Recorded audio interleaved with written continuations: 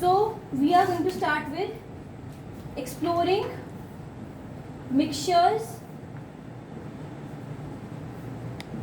and their separations. आप camera थोड़ा सा लेफ्ट को कर लो प्लीज। करते बेटे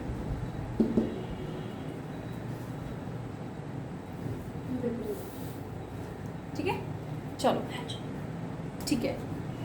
सो पहली सबसे पहले आपके एनसीईआरटी के हिसाब से समझते हैं कि मिक्सचर्स के क्या क्या टाइप होते हैं। अब पहले समझेंगे कि मिक्सचर्स क्या होते हैं। पूरी दुनिया किससे बनी है हमारी? मैटर से। किससे बनी है? मैटर। और मैटर दो फॉर्म से डिवाइडेड है, एक तो प्योर फॉर्म है और एक इम्प्योर फॉर्म है।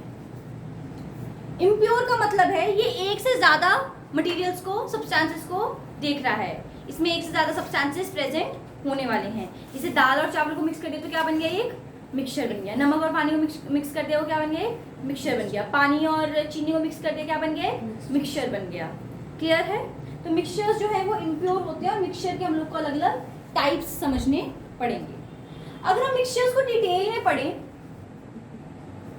तो वो कितने तरीके के होते हैं? दो तरीके के। कितने तरीके के? Homogeneous and heterogeneous. Homo word, homo means home, homo means home मतलब घर जैसा, जहां पर सब कुछ क्या है?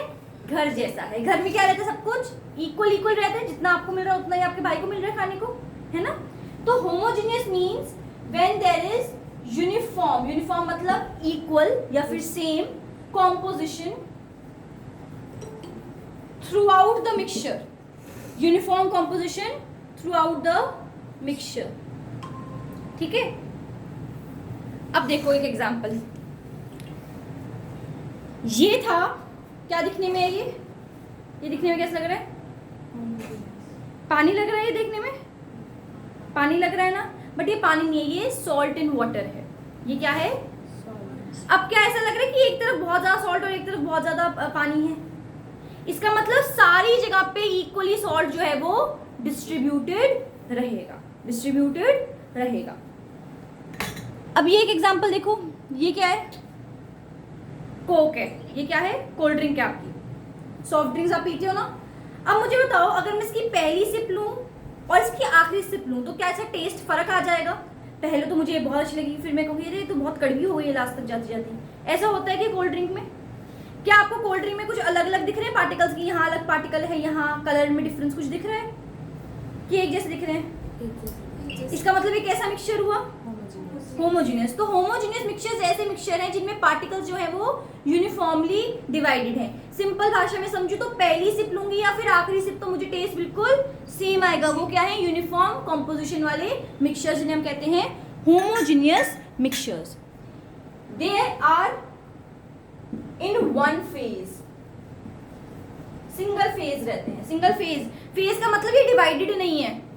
फेज का मतलब ये डिवाइडेड नहीं है। आपको इसमें अलग अलग लेयर्स दिख रही है क्या? कोक के अंदर दिख रही है अलग अलग लेयर्स? कि ऊपर अलग लेयर है, नीचे अलग लेयर है, कोई अलग अलग लेयर्स दिख रही है इसकी? दिख रही है क्या? तो क्या ये होमोजीनियस हुआ या हेट्रोजीनियस?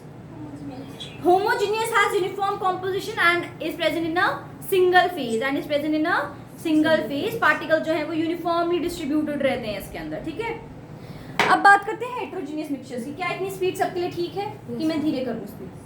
ठीक है, आप लोगों के लिए बच्चा, हेजल, अदिति, मन्नत, ठीक।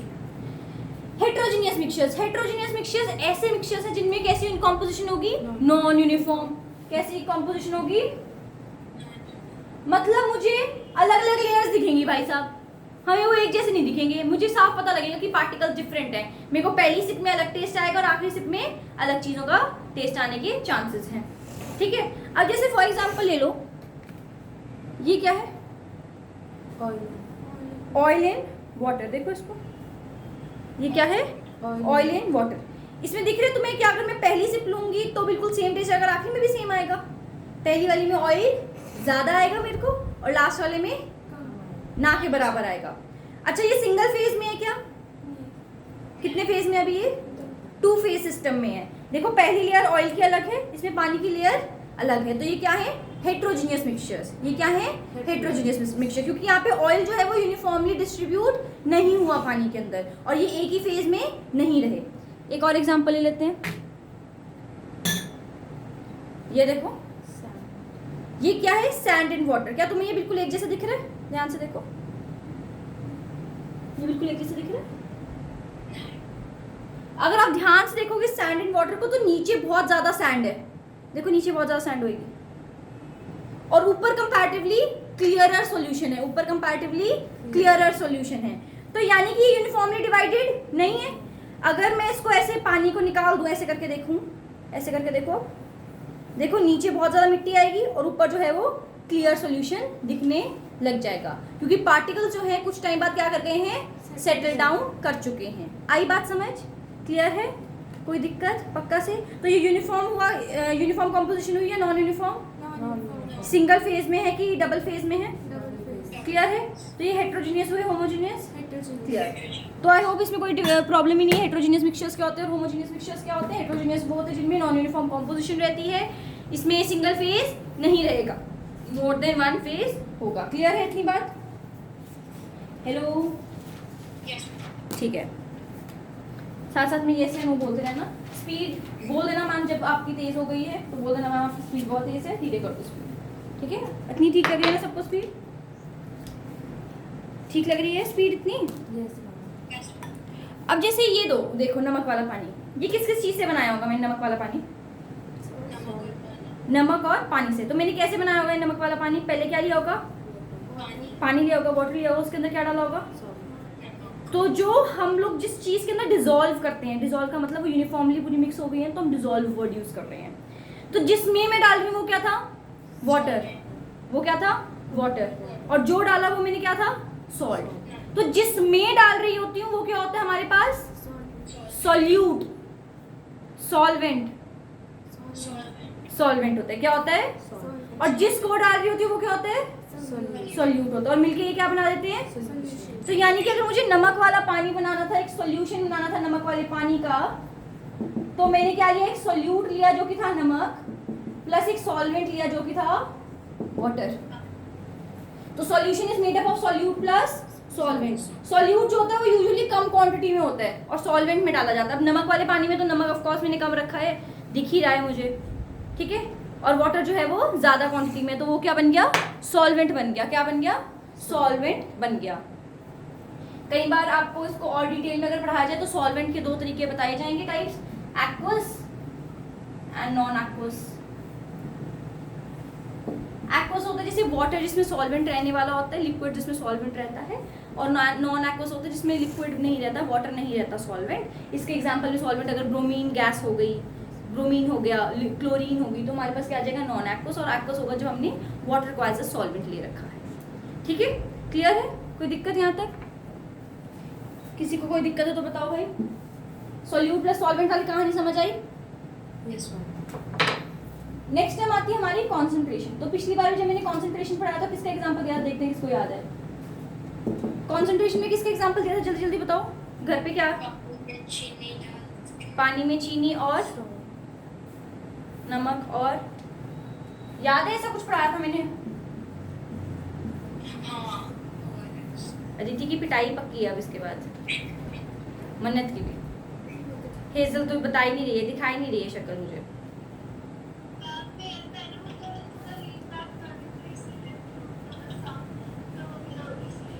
अच्छा तो मुझे शक्ल तो दिखा दो कम से कम,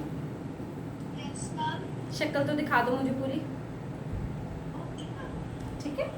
ओआरएस हम लोगों ने सबने पिए। हम लोग क्या बोलते हैं कि जब किसी की तबीयत खराब हो जाती है, किसी को गर्मी हो जाती है, डायरिया टाइप हो जाता है, कुछ किसी को जॉन्डिस हो जाए, तो हम कहते हैं भाई वाटर की कैपेसिटी, सॉल्यूट्स की कैपेसिटी जो हमारी बॉडी के अंदर कॉन्सेंट्रेशन है उसे मेंटेन करने के लिए आप ओआरएस पियो।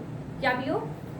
तो ओआरएस जो है वो सैशेज में तो आजकल मिलने लग गया, बट ओआरएस घर पे ही बन जाता है। कैसे बनता है? हम एक फिक्स्ड अमाउंट ऑफ वाटर लेते हैं, फिक्स्ड अमाउंट होता है, ध्यान से सुनना मेरी बात, फिक्स्ड अमाउंट ऑफ वाटर होता है, उसमें फिक्स्ड अमाउंट ऑफ सॉल्ट डालते हैं और फिक्स्ड अमाउंट ऑफ शुगर डालते हैं, है ना?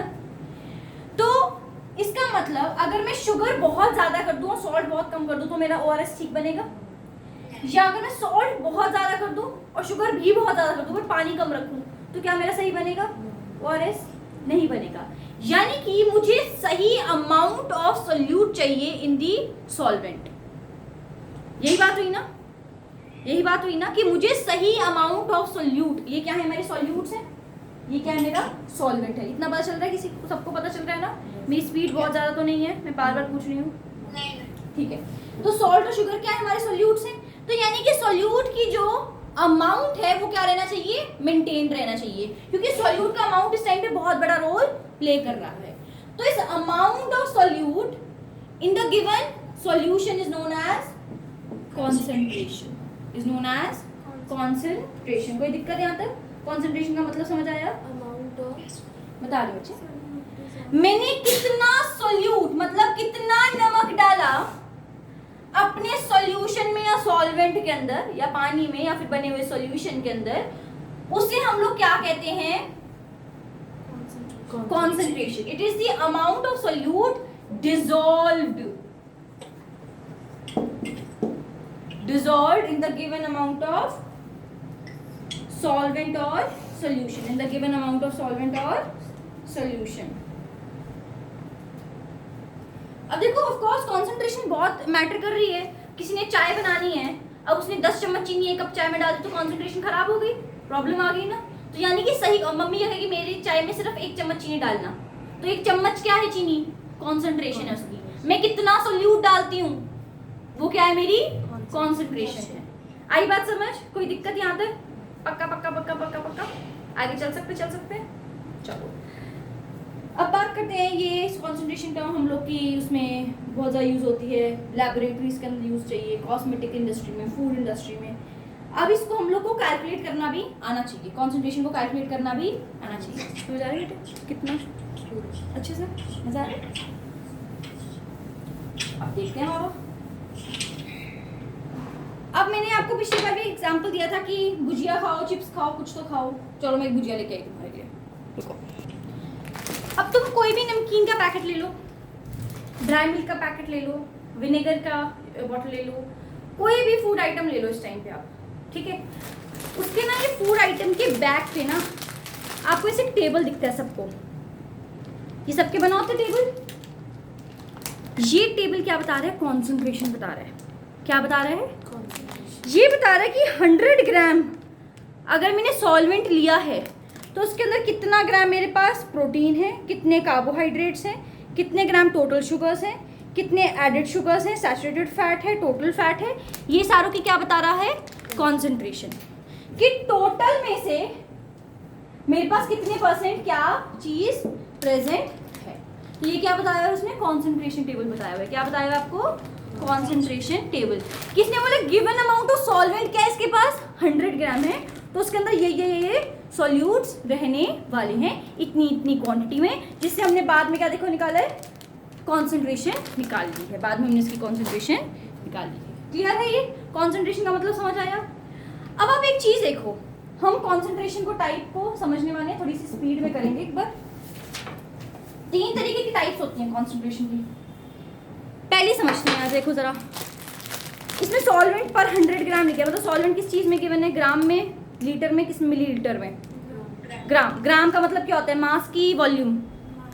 ग्राम का मतलब क्या होता है, तो यानी कि सॉल्वेंट क्या है, ग्राम में गिवन है, यानी कि सॉल्वेंट का क्या गिवन है, मास गिवन है। सॉल्वेंट का क्या गिवन है, मास गिवन है। और दूसरे वाला देखो, इसकी जो सॉल्यूट गिवन है, कितने एनर्जी है, इतनी कार्बोहाइड्रेट्स है, वो किसमें गिवन है, देखो जरा पढ़ के, ग्राम में। यानी कि मेरा सॉल्यूट भी किसमें गिवन है, ग्राम में, मास में। तो ऐसी टाइप ऑफ कंसंट्रेशन, जब हम कंसंट्रेशन को कुछ इस तरह से एक्सप्रेस कर रहे होते हैं कि वो मास बाय मास होती है, mass of solute by mass of solution.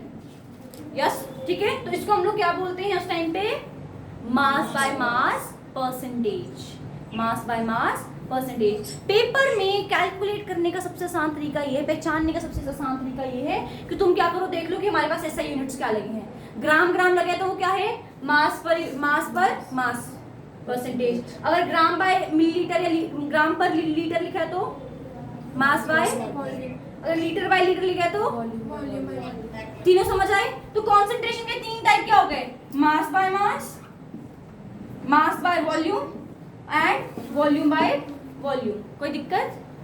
पक्का से ये आपको भुजिया वगैरह के पैकेट में मिल जाएगा, हमारे जितने भी खाने वाले आइटम्स हैं उसके पैकेट्स में मिल जाएगा। ये आपको जो हम आपको जाते हैं ना कैनुला वगैरह लगता है और ग्लूकोज की बॉटल चढ़ती है, तो उसमें क्या होता है, आपका जो होता है सॉल्वेंट होता है, वाटर की टाइप में सॉल्वेंट होता है और उसके अंदर वेरियस सॉल्ट्स डाले जाते हैं ताकि आपकी बॉडी के अंदर वो जा सके थ्रू द वो आर्टरीज एंड वेन्स के थ्रू, है ना, सीधा ब्लड के थ्रू वो जा सके।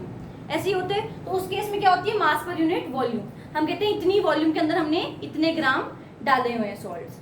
ठीक है, अगर मैं बोलूँ मैंने 1 लीटर पानी के अंदर, ध्यान सुना, अगर मैंने बोला 1 लीटर पानी में मैंने 5 ग्राम शुगर डाली है, तो ये परसेंटेज है, ये परसेंटेज गिवन है, या ये मास बाय वॉल्यूम। मैंने ग्राम में बताया आपको सॉल्यूट और लीटर में बताया आपको सॉल्वेंट। क्लियर है? पेपर में पहचान लो कि कौन सी परसेंटेज गिवन है। अभी मैं इसके फॉर्मूले भी कराऊंगी, उसके बाद फिर तुम्हें जैसे पहले एक मेन फॉर्मूला कराया था वही वाला करवा के तुम्हारे सारे मेडिकल पक्का ठीक होंगे। फिर बात आती है वॉल्यूम बाय वॉल्यूम परसेंटेज की। वॉल्यूम बाय वॉल्यूम का मतलब क्या है कि मैंने दोनों चीजों को क्या दिया हुआ है, लीटर के अंदर दिया हुआ है। किसमें दिया हुआ है? जैसे कि इसके एग्जांपल मैंने तुम लोग को उसका दिया था, विनेगर का भी दिया हुआ था इसमें एग्जांपल तुम लोगों को। ठीक है, वो पेस्टिसाइड वाला था। पेस्टिसाइड से एग्जांपल हो सकता है आप लोगों का। ठीक है, आप लिक्विड पैसेज आप क्या करते हो, जैसे जो फार्मर्स होते हैं वो क्या करते हैं, बहुत बड़ा कंटेनर लेते हैं पानी का, उसमें पेस्टिसाइड, लिक्विड पेस्टिसाइड डाल दिया आपने लिक्विड पेस्टिसाइड साथ में डाल दिया, उनको मिक्स करा और फिर स्प्रे किया उसको हर जगह, उसके बाद उसको स्प्रे कर दिया प्लांट पे। तो वो कैसी कॉन्सेंट्रेशन बनाई आपने, वॉल्यूम बाय वॉल्यूम। आपने पेस्टिसाइड भी वॉल्यूम में लिया, बहुत ज़्यादा कॉन्सेंट्रेटेड था, उसको डाइल्यूट करना, तो आपने उसमें पानी डाल दिया। आई बात समझ? कोई दिक्कत? मम्मी की ऐसे एक तरी वाली सब्जी है, उसके अंदर मम्मी ने पानी और डाल दिया उसको और तरी वाला करने के लिए, तो क्या बना दिया मम्मी ने, वॉल्यूम बाय वॉल्यूम कॉन्सेंट्रेशन को छेड़ा है। क्लियर है? कोई दिक्कत? तीनों तरीके की पहचान लोगे। होमोजेनियस होगा कि हेटेरोजेनियस? होमोजीनियस मिक्सचर्स की बात कर रहे हैं, बट हम हेटेरोजीनियस में भी ये बात करते हैं। कॉन्सेंट्रेशन दोनों की हो सकती है ना। अब मैंने कितनी चीनी डाली है ये भी बता सकती हूँ, मैंने कितना ऑयल डाला है वो भी बता सकती हूँ। ठीक है ना? तो होमोजीनियस मिक्सचर्स हेटेरोजीनियस दोनों को एक्सप्रेस करने के लिए आपकी कॉन्सेंट्रेशन होती है कि आपने कितना सोल्यूट डाला है सॉल्वेंट के अंदर या सोल्यूशन के अंदर। ठीक है भाई, आगे चलें। कोई दिक्कत? चलो फिर अब इसका एक मास्टर फॉर्मूला करेंगे, उसके बाद उस मास्टर फॉर्मूले से बाकी वाले फॉर्मूले तुम्हें पता है मैंने ड्राइव करने सिखाए थे उस टाइम पे भी। कॉन्सेंट्रेशन का फॉर्मूला होता है कितना आपने क्या डाला है, solute. So amount of solute in given amount of solvent solution, in given amount of solution देखते हैं, क्योंकि जैसे यहाँ पे सॉल्वेंट लिख दोगे ना वो सॉल्युबिलिटी का फॉर्मूला बन जाता है भाई। ये गड़बड़ नहीं करनी है, ये गड़बड़ नहीं करनी है। सोल्यूट डिवाइडेड बाय सॉल्यूशन है यहाँ पर इनटू 100%। तो ये तुम्हारा कॉन्सेंट्रेशन का फॉर्मूला बन गया, amount of solute divided by amount of solution, amount of solute divided by amount of solution into 100। कई बार आपको सॉल्यूशन नहीं गिवन होता, आपको वाटर गिवन होता है, वाटर का अमाउंट गिवन होता है। Solution is equals to solute plus solvent. Clear है जी? कोई दिक्कत? अब ये अमाउंट जो है वो मास में भी गिवन हो सकती है और वॉल्यूम में भी गिवन हो सकती है। तो अब सुनो, तुम्हें क्वेश्चन ने बोला कि मास बाय मास परसेंटेज निकालो, दिमाग में सिर्फ ये फॉर्मूला याद है तुम्हें, mass of solute divided by mass of solution into 100। तुम्हें मास बाय वॉल्यूम पूछा परसेंटेज, इधर देखो बेटे, मास बाय वॉल्यूम परसेंटेज पूछा, mass of solute divided by volume of solution. तुम्हें वॉल्यूम बाय वॉल्यूम पूछा, volume of solute divided by volume of solution. तुम्हें ये याद है तो अमाउंट की जगह क्या कर देना, मास बाय वॉल्यूम या volume by volume as asked the question. तो तुम्हें 3-4 फॉर्मूले याद करने की कोई जरूरत ही नहीं है, तुम्हें कॉन्सेप्ट पता आ गया। कैसे पता लगेगा, न्यूमेरिकल के अंदर ग्राम बाय ग्राम गिवन है, ग्राम बाय लीटर गिवन है, लीटर बाय लीटर गिवन है, ये तो पहचान लोगे कि नहीं पहचानोगे, इतना तो देख के पता चल जाता है हम लोगों को। कोई दिक्कत यहाँ तक? और यूजुअली वाटर ही सॉल्वेंट होता है, यूजुअली वाटर को सॉल्वेंट लिया जाता है। अगर तुम्हें क्लियरली मेंशन नहीं समझ आ रहा, दोनों चीजें लीटर में गिवन है और तुम्हें समझ नहीं आ रहा कौन सॉल्वेंट है, तो पहले तो ये चीज देखो कि कौन ज्यादा अमाउंट में है। जो ज्यादा अमाउंट में है वो सॉल्वेंट बन जाता है, या फिर लिखा होता है इट इज डिसॉल्व्ड इन, तो वो इन के बाद वाला क्या हो जाता है आपका, सॉल्वेंट हो जाता है। फिर भी नहीं वैसे इक्वल गिवन है तो वाटर आप क्या ले लेते हो उस केस में, सॉल्वेंट। अगर 50 मिलीलीटर एक चीज गिवन है, 50 मिलीलीटर एक चीज गिवन है, दूसरी चीज वाटर है, तो वाटर क्या हो जाएगा उस केस में, सॉल्वेंट हो जाएगा। आप लोग को समझ आ रहा है क्या बोल रही बेटे? यस कोई दिक्कत? मैं स्पीड थोड़ी धीरे करूं? नहीं पक्का? आपको पक्का से देख लो, स्पीड में समझ आ रहा है? कितना परसेंट क्लियर हुआ अभी तक, जल्दी बताओ। 100% समझ आ रहा है, वेरी गुड। अब हम लोग If it's like salt का ज़्यादा concentration and we're putting some amount of water in it. Then we are not forming a solution, तो सॉल्यूशन बनेगा ही नहीं। आप 2 कटोरी नमक ले लो, उसके अंदर 2 चम्मच पानी डालो और देखो सॉल्यूशन बन रहा है। ठीक है जी, मिल गया जवाब आपको। तो उस केस में वाटर की कंसंट्रेशन हम नहीं कर सकते ना?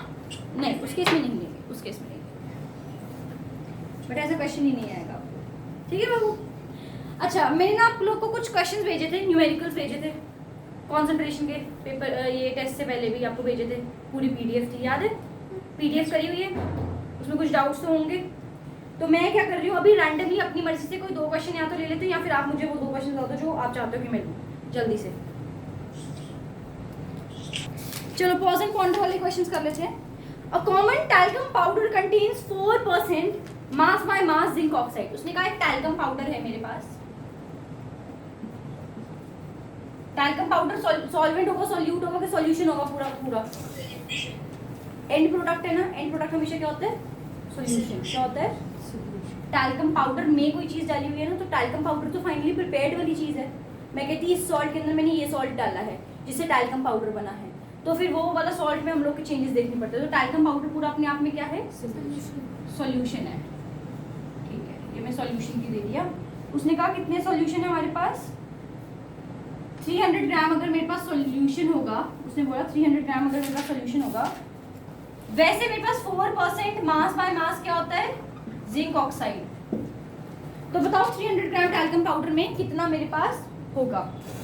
सिंपल क्वेश्चन है, ध्यान सुनो। उसने कहा आपको एक टैल्कम पाउडर है, सिंपल टैल्कम पाउडर में 4% जिंक ऑक्साइड होता है mass by mass.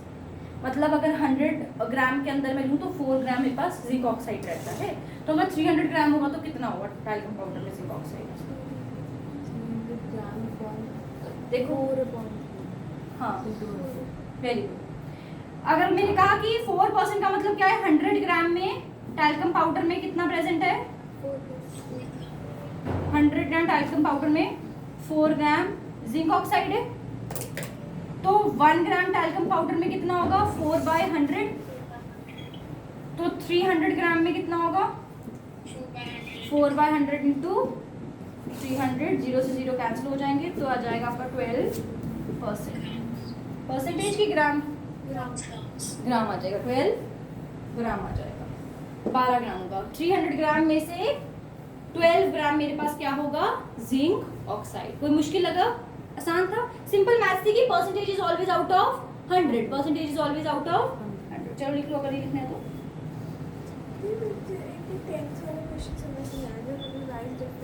Next numerical करते हैं। रेशियो से भी सॉल्व कर सकती हूँ मैं, रेशियो प्रोपोर्शन। क्या बेटे? रेशियो प्रोपोर्शन से भी कर सकती हूँ। बिल्कुल कर सकते हो। Just proportionate to x is to 300. हाँ हाँ, वो कर सकते हो। देखिए 4/100 इज इक्वल्स टू x/300, तो वही आ जाएगा एग्जैक्टली 4 × 3 x आ जाएगा आपके पास 12 ग्राम। मुझे ये वाला तरीका आसान लगता है जो मैंने बताया, क्योंकि उसमें ऐसा था कि परसेंटेज का मतलब आउट ऑफ 100 होता है, तो जो भी गिवन होगा आउट ऑफ 100 लिख देना। 4% मतलब 100 में 4 है, 5% मतलब 100 में 5 पार्ट्स हैं।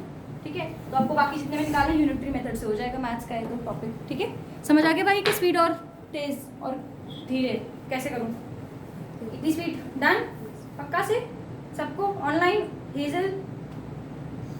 चलो नेक्स्ट हम स्टार्ट करते हैं कंसंट्रेशन का एक और न्यूमेरिकल कर लेते हैं। चलो सेकंड वाला भी करके देख लेते हैं एक बार।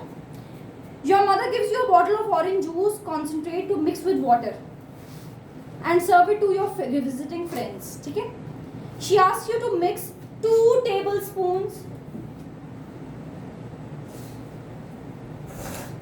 of the concentrate with water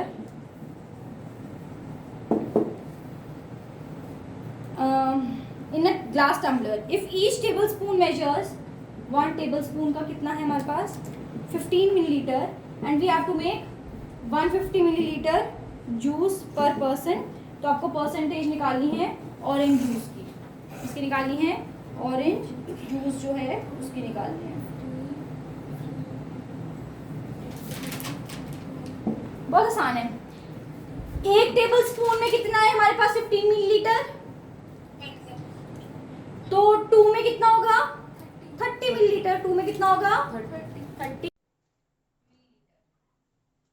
आगे बताओ, तुम्हें कराया हुआ, बोलो नेक्स्ट क्या करोगे?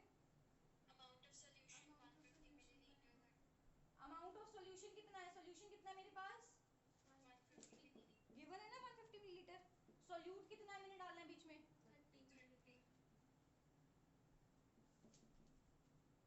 30 फॉर्मूला क्या है? 30/150 इंटू, हो गया भाई?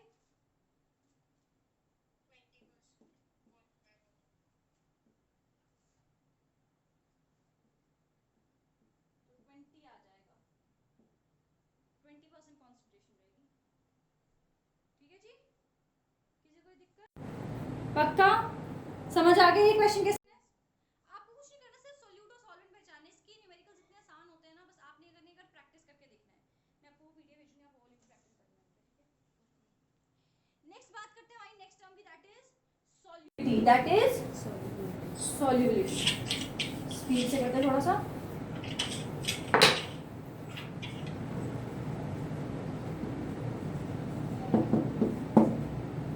सॉल्युबिलिटी और कॉन्सेंट्रेशन में फर्क है भाई, कंफ्यूज नहीं होना।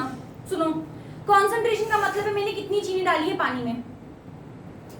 कॉन्सेंट्रेशन का मतलब है मैंने कितनी चीनी डाली पानी में, कितना नमक डाला पानी में। सॉल्युबिलिटी है कि मैं मैक्सिमम कितना नमक डालूं कि वो पानी के अंदर डिसॉल्व हो जाए, कि वो पानी के अंदर कंप्लीटली डिसॉल्व हो जाए।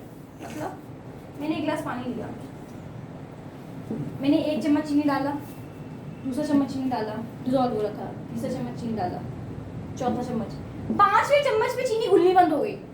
5वें चम्मच पे चीनी घुलनी ही बंद हो गई, वो ना नीचे बैठने लगी। ऐसे होता है ना, जब पौधा चीनी डालोगे तो घुलनी बंद हो जाएगी, वो घुलनी ही बंद हो गई पानी में। ठीक है, तो यानी कि उसका ये पॉइंट आ गया कि अब उसमें और चीनी डिसॉल्व नहीं हो सकती। और चीनी डिसॉल्व, चीनी क्या है सोल्यूट के सॉल्वेंट?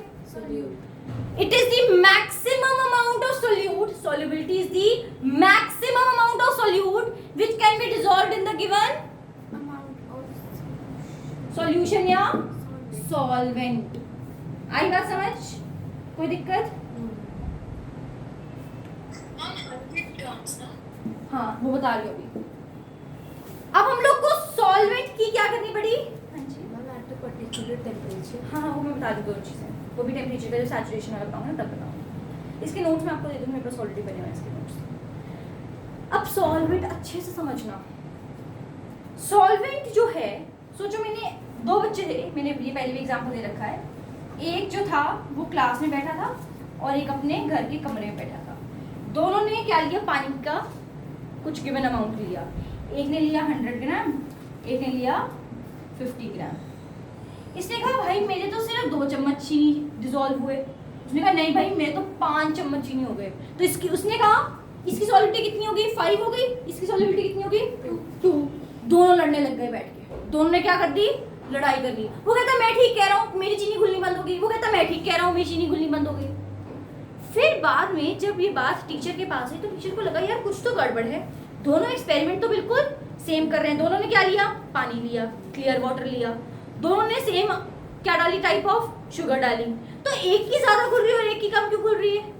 इसका मतलब अमाउंट ऑफ सॉल्वेंट में क्या था? फर्क था। तो फिर हमारे सबके दिमाग में आया कि अगर हमने सॉल्वेंट की क्वांटिटी को फिक्स नहीं किया तो हर बंदे की सॉल्युबिलिटी डिफरेंट आएगी। हर बंदे की सॉल्युबिलिटी डिफरेंट आने लग जाएगी। हर इंसान जो सॉल्युबिलिटी कैलकुलेट करेगा वो डिफरेंट तरीके से करेगा, डिफरेंट अमाउंट में करेगा। तो किसी की सॉल्युबिलिटी तो बहुत ज्यादा होगी, किसी की सॉल्युबिलिटी बहुत कम होगी। तो वहां से हमने फिक्स कर दिया कि सॉल्वेंट की क्वांटिटी क्या लेनी चाहिए? 100 ग्राम या 100 मिलीलीटर। आई बात समझ? So it is the maximum amount of solute dissolved in Fixed amount of 100 gram of solvent, in 100 gram of solvent या 100 मिलीलीटर ऑफ सॉल्वेंट। आई बात समझ? कोई दिक्कत अदिति? ठीक है, पक्का समझ आ गया ना सबको अच्छे से? तो यानी कि हमने फिक्स अमाउंट कर दिया कि भाई 100 ग्राम ही वो फिक्स अमाउंट होना चाहिए। नहीं तो भाई अगर हम सिर्फ फिक्स अमाउंट लिखेंगे डेफिनेशन में, तो मैंने कहा भाई मेरा फिक्स अमाउंट 50 ग्राम है, आपने कहा आपका फिक्स अमाउंट 100 है, उसने कहा 1000 ग्राम है मेरा फिक्स अमाउंट। तो फिक्स अमाउंट क्या होना चाहिए? स्टैंडर्डाइज 100 ग्राम या 100 मिलीलीटर। ठीक है भाई साहब, आगे चल सकते हैं, कोई दिक्कत तो नहीं आई इतने में। फिर मैं एक दिन गई हलवाई की दुकान पे। एक दिन हलवाई की दुकान पे मैं देखा भाई मेरे एक बड़े पतीले मैंने एक बड़ा पतीला लिया, ठीक है, कंटेनर लिया, उसमें चीनी डिजोल्व करी तो 50 चम्मच आ गई उसमें चीनी। एग्जाम्पल ले रही, 50 स्पून मेरे पास चीनी जो थी उसमें डिजोल्व हो सकती थी उस बड़े पतीले में।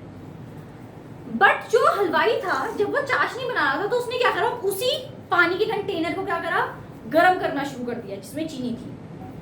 उसने क्या करा, ये कंटेनर लिया, उसमें थोड़ी थोड़ी पानी था, उसमें थोड़ी थोड़ी चीनी ऑलरेडी डिजोल्व थी, उसने क्या करी, नीचे से गैस ऑन कर दी, गैस ऑन करके फायर आ गई, उसने क्या करा, इसको हीट करा।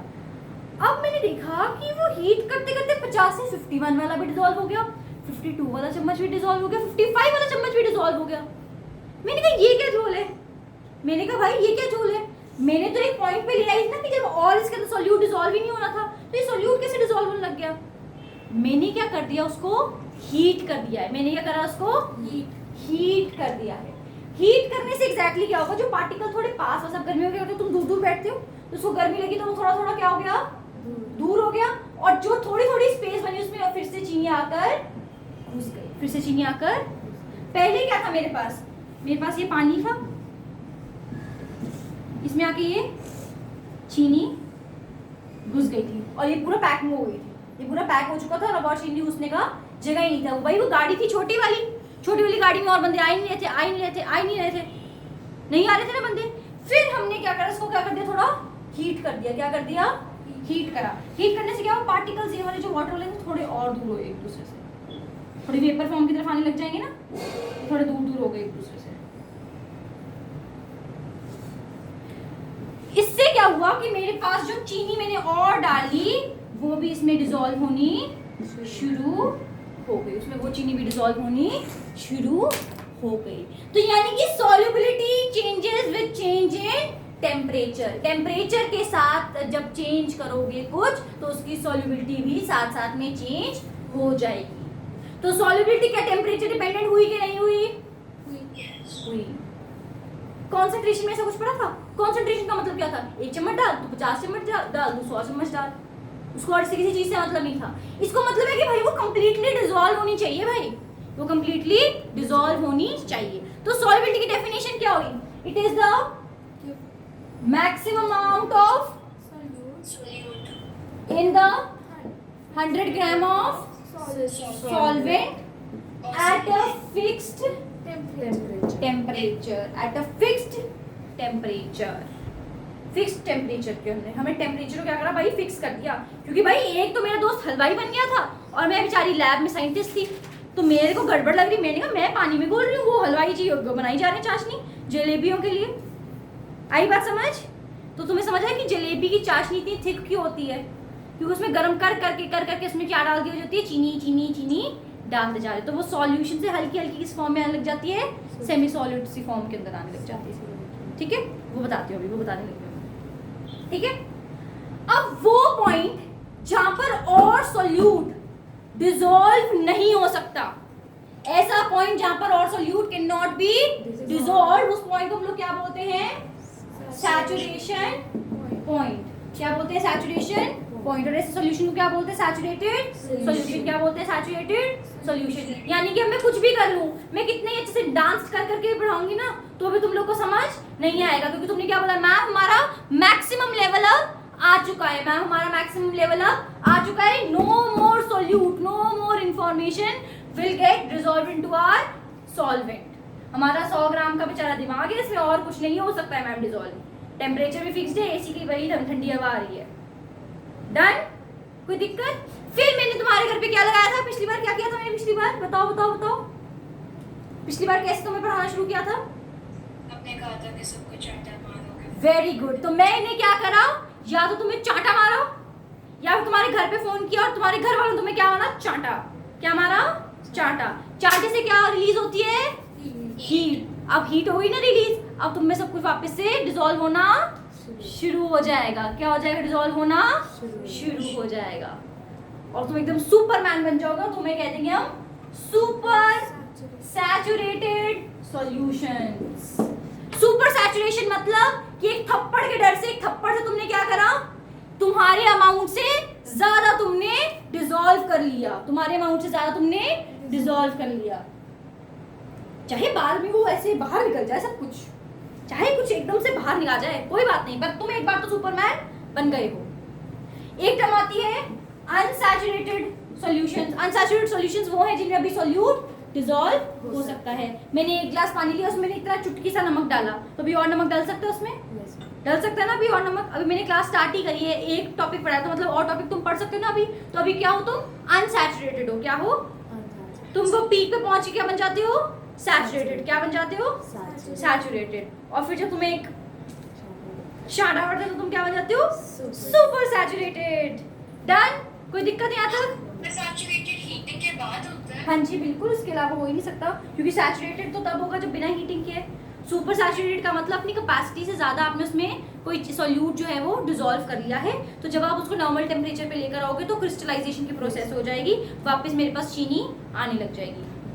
ठीक है? चाशनी सुपर सैचुरेटेड होती है। हाँ जी, चाशनी सुपर सैचुरेटेड होती है। मैम इसका डेफिनेशन ये भी हो सकता है when more solute can be added in a saturated solution.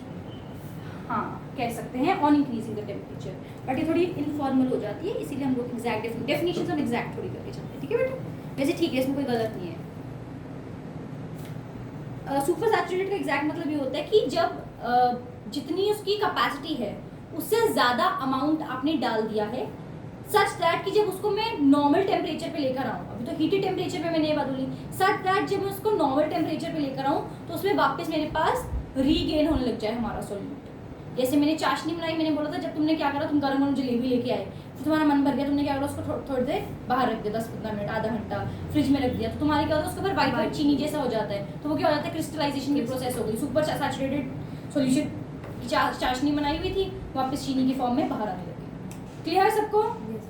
कोई दिक्कत? एक तुम्हारी एनसीईआरटी में सॉल्युबिलिटी कर्व गिवन है,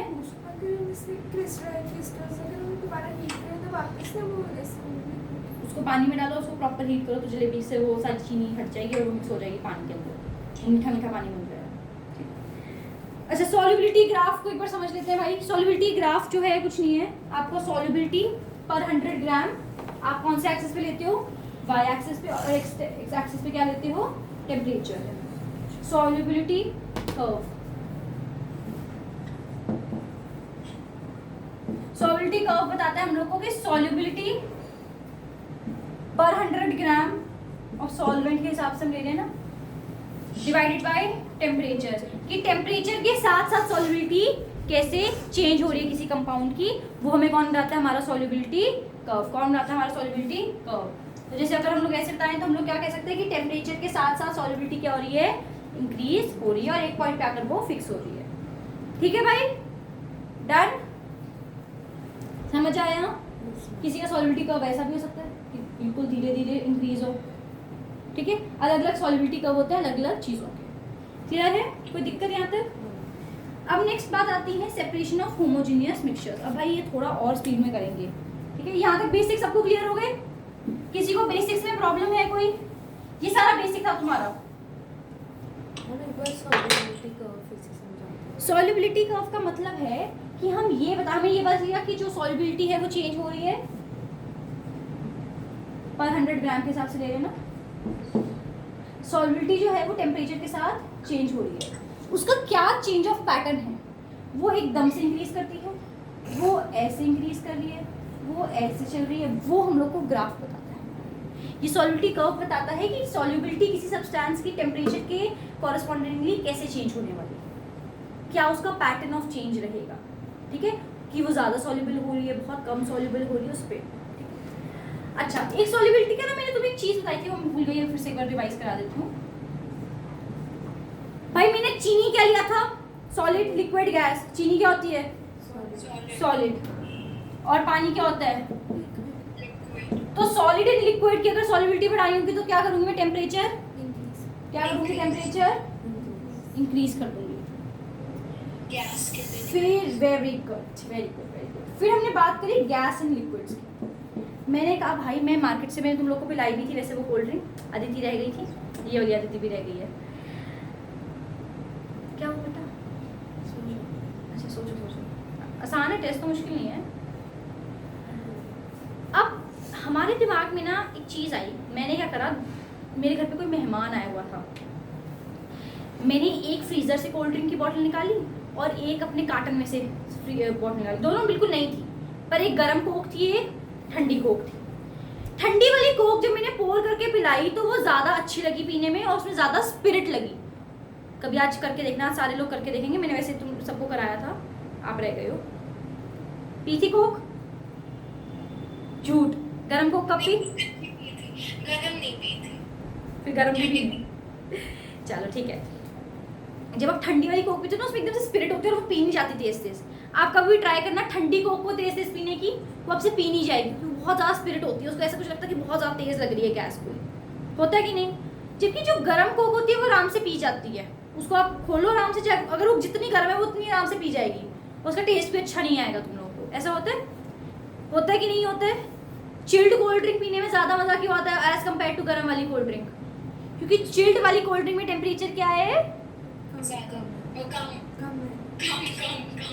टेम्परेचर जो है वो क्या है? कम है।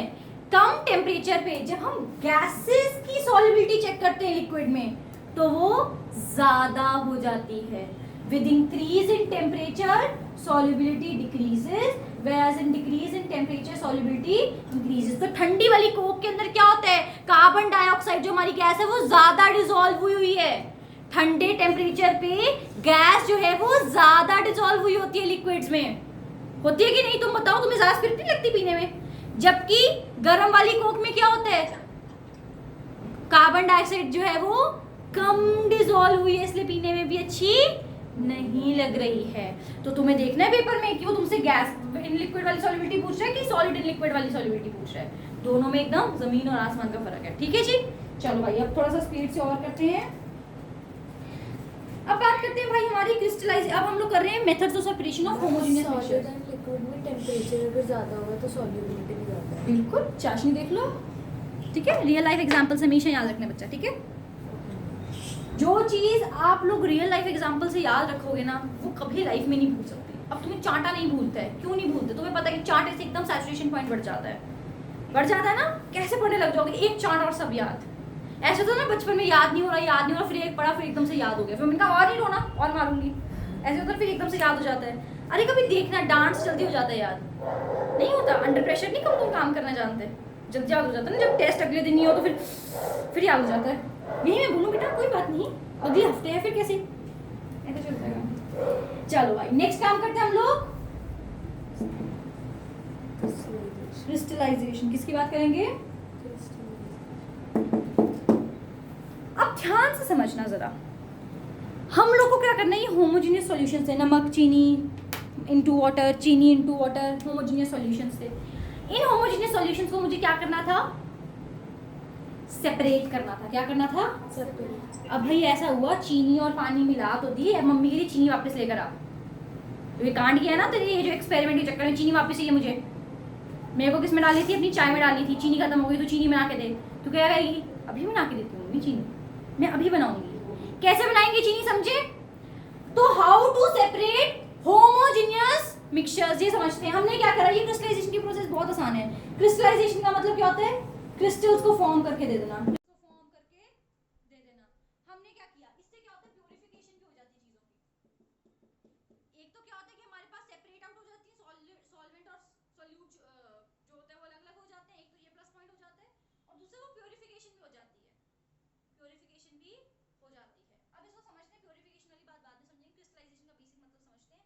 हमने क्या करा, एक ग्लास पानी लिया है, उसको एकदम गर्म कर लिया, चीनी डालते गए वो क्या बन गया? Super saturated solution. क्या बन गया? Super saturated. पहले क्या बना था? सैचुरेटेड, सैचुरेटेड से सुपर सैचुरेटेड सॉल्यूशन बन गया। अब ये था गर्म टेम्परेचर पे। फिर हम क्या उसको लेके आए? पहले रूम टेम्परेचर पे ले आए, उसको कहा आराम से ठंडा हो जा, आराम से। वो क्या हुआ? ठंडा हुआ। तो जितने भी ज्योमेट्रिकल पैटर्न्स थे वो क्या हो गए? वापस सेटल डाउन होने लग गए। क्या हो गए? सेटल डाउन हो गए। आई बात समझ? तो हमारे पास क्रिस्टल्स क्या हुए? रीऑब्टेन। क्या हो गए? क्रिस्टल्स रीऑब्टेन हो गए। आई बात समझ? हमने क्या लिया था? एक नॉर्मल सैचुरेटेड सॉल्यूशन लिया था, उसको हीट करके सुपर सैचुरेटेड बनाया। जब हीट करके सुपर सैचुरेटेड बनाया, उसको नॉर्मल टेम्परेचर पे लेकर सैचुरेटेड वाले पे, तो कुछ एक्स्ट्रा चीनी फिर से बच गई। एक्स्ट्रा चीनी जो बच गई थी वो किसकी फॉर्म में बाहर आ गई? क्रिस्टल्स की फॉर्म में बाहर आ गई। आपकी मिश्री जो है घर पे होती है वो ऐसी बनती है, चीनी को सुपर सैचुरेटेड बना लिया, हमने क्या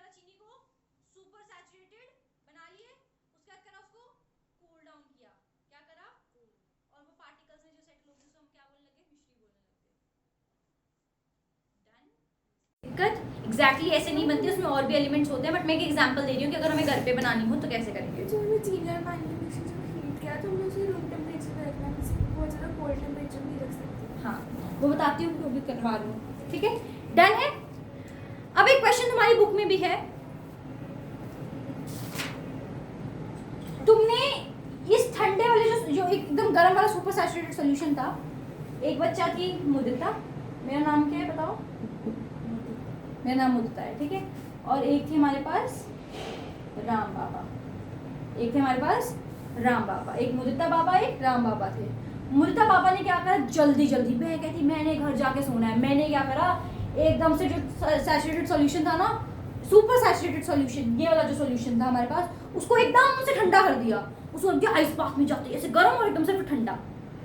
मैंने क्या करा, एकदम से गर्म लेकर एकदम से टेम्परेचर जो था वो डाउन कर दिया। और ये राम बाबा बेले थे, मतलब थोड़े फ्री बाबा थे ना, मैंने घर जाके क्या करना है, मम्मी ने काम नहीं करवाना है मेरे से, यहाँ पे बेलियाँ मार लेता हूँ। तो उसने क्या करा, उसको आराम से रूम टेम्परेचर पे रखा, वो धीरे धीरे धीरे धीरे क्या हुआ, ठंडा हुआ, और उसको फिर और टेम्परेचर डाउन करता गया। क्वेश्चन आया कि मुदिता बाबा के अच्छे क्रिस्टल्स बनेंगे या राम बाबा के? राम बाबा के, क्योंकि slow and steady wins the race. उसमें क्या हुआ, हमने टेम्परेचर जब इंक्रीज किया, उसका जब डिक्रीज करा धीरे धीरे, तो पार्टिकल्स को सेटल होने में क्या मिल गया, टाइम मिल गया। क्रिस्टल्स क्या होते हैं, हमारे पास ज्योमेट्रिकल पैटर्न्स होते हैं, रेगुलर ज्योमेट्रिकल पैटर्न्स के क्रिस्टलाइन सॉलिड्स होते हैं।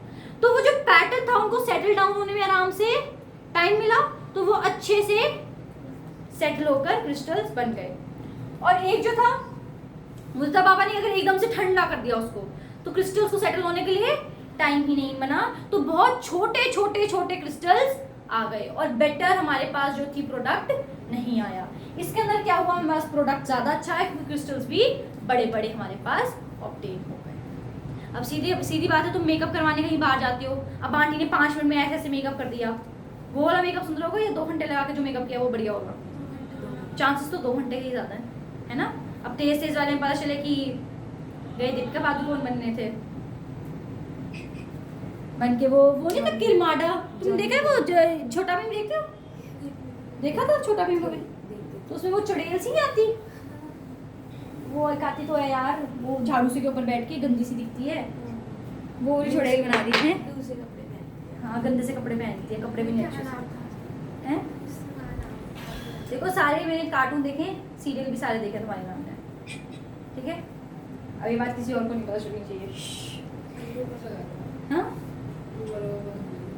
यहाँ तो कौन देखेगा।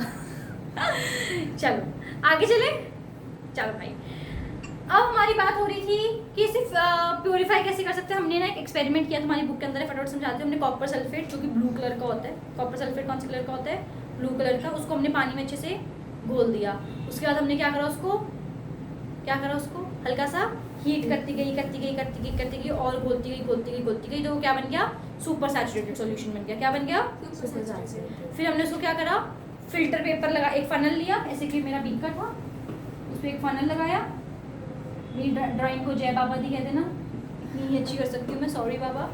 इसके ऊपर क्या घुमा के लगा दिया, फिल्टर पेपर। क्या लगा दिया, उसको पोर किया, मेरे पास नीचे फिल्ट्रेट आ गया, ठीक है, और प्योरिफिकेशन भी हो गई एक साथ। डन है, प्योरिफिकेशन भी हो गई और फिल्ट्रेट भी अलग हो गया हमारे पास, ठीक है। कोई दिक्कत यहाँ तक, आगे चल सकते हैं बाबा। मदर लिकर क्या काम होता है? वो भी एक तरीके से प्योरिफिकेशन के लिए ही होती है, वो हम यूज़ कर सकते हैं प्योरिफिकेशन, ठीक है बेटे। वही होता है कि पार्टिकल्स बेटर साइज के बन जाएं, प्योरिफिकेशन हो जाए, इन्हीं के अंदर प्रोसेस। आगे करें भाई साहब, कर लेते हैं। तुम कौन सा बोलोगे? कोई बात नहीं, और स्पीड करते हैं भाई, और स्पीड। क्रिस्टलाइजेशन के बाद नेक्स्ट प्रोसेस होती है हमारी डिस्टिलेशन। नेक्स्ट प्रोसेस क्या होती है हमारी?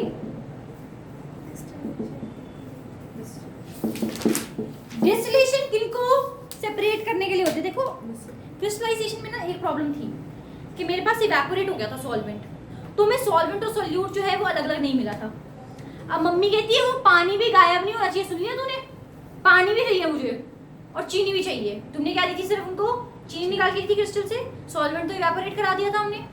तो मम्मी कहती ना भाई बिल्कुल गलत बात, तुझे क्या करना पड़ेगा, डिस्टिलेशन करनी पड़ेगी। क्या करनी पड़ेगी, क्योंकि तुझे सॉल्यूट और सॉल्वेंट दोनों चाहिए। पर एक कंडीशन है, पर एक कंडीशन क्या है कि दोनों जो सॉल्यूट और सॉल्वेंट है या फिर दोनों जो सब्सटेंसेस हैं उनके बीच में बॉइलिंग पॉइंट्स में क्या होना चाहिए, डिफरेंस होना चाहिए। कितना होना चाहिए, 25। मिनिमम 25 डिग्री का डिफरेंस होना चाहिए। 30 हो तो कोई दिक्कत नहीं, 23 गड़बड़। मिनिमम 25 डिग्री सेल्सियस का टेम्परेचर डिफरेंस होना चाहिए।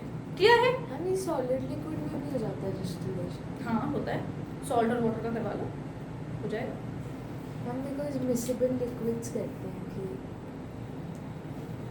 मिक्सेबल लिक्विड्स के लिए ही होता है, बट हाँ अगर करना चाहें किसी प्रोसेस में तो हम डिस्टिलेशन यूज़ कर सकते हैं, पर हम यूजुअली करते नहीं हैं। ठीक है, अब जैसे हमने दो मिक्सेबल लिक्विड्स लिए, मिक्सेबल का मतलब जो इजीली मिक्स हुए हैं, डिजॉल्व हुए एक दूसरे में, सिंगल फेज में चल रहे हैं। इसी डायग्राम से फटाफट से स्पीड से समझा रही हूँ, देखो जरा दिख रहा है आपको एनसीईआरटी में डायग्राम, खोलो पेज नंबर 80 पे, नहीं तो मुझे देखते रहूँ। 5 मिनट की प्रोसेस है।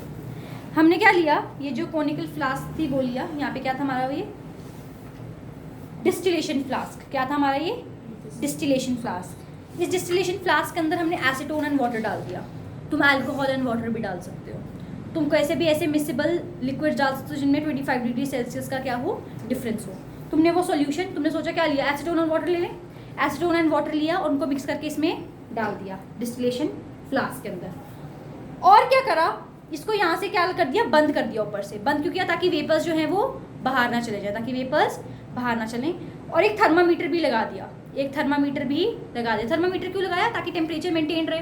पहले मेरे को 70 डिग्री तक रखना था, मैंने 150 पे ले गई, मुझे पता ही नहीं चला, बातें कर रही थी क्योंकि मैं।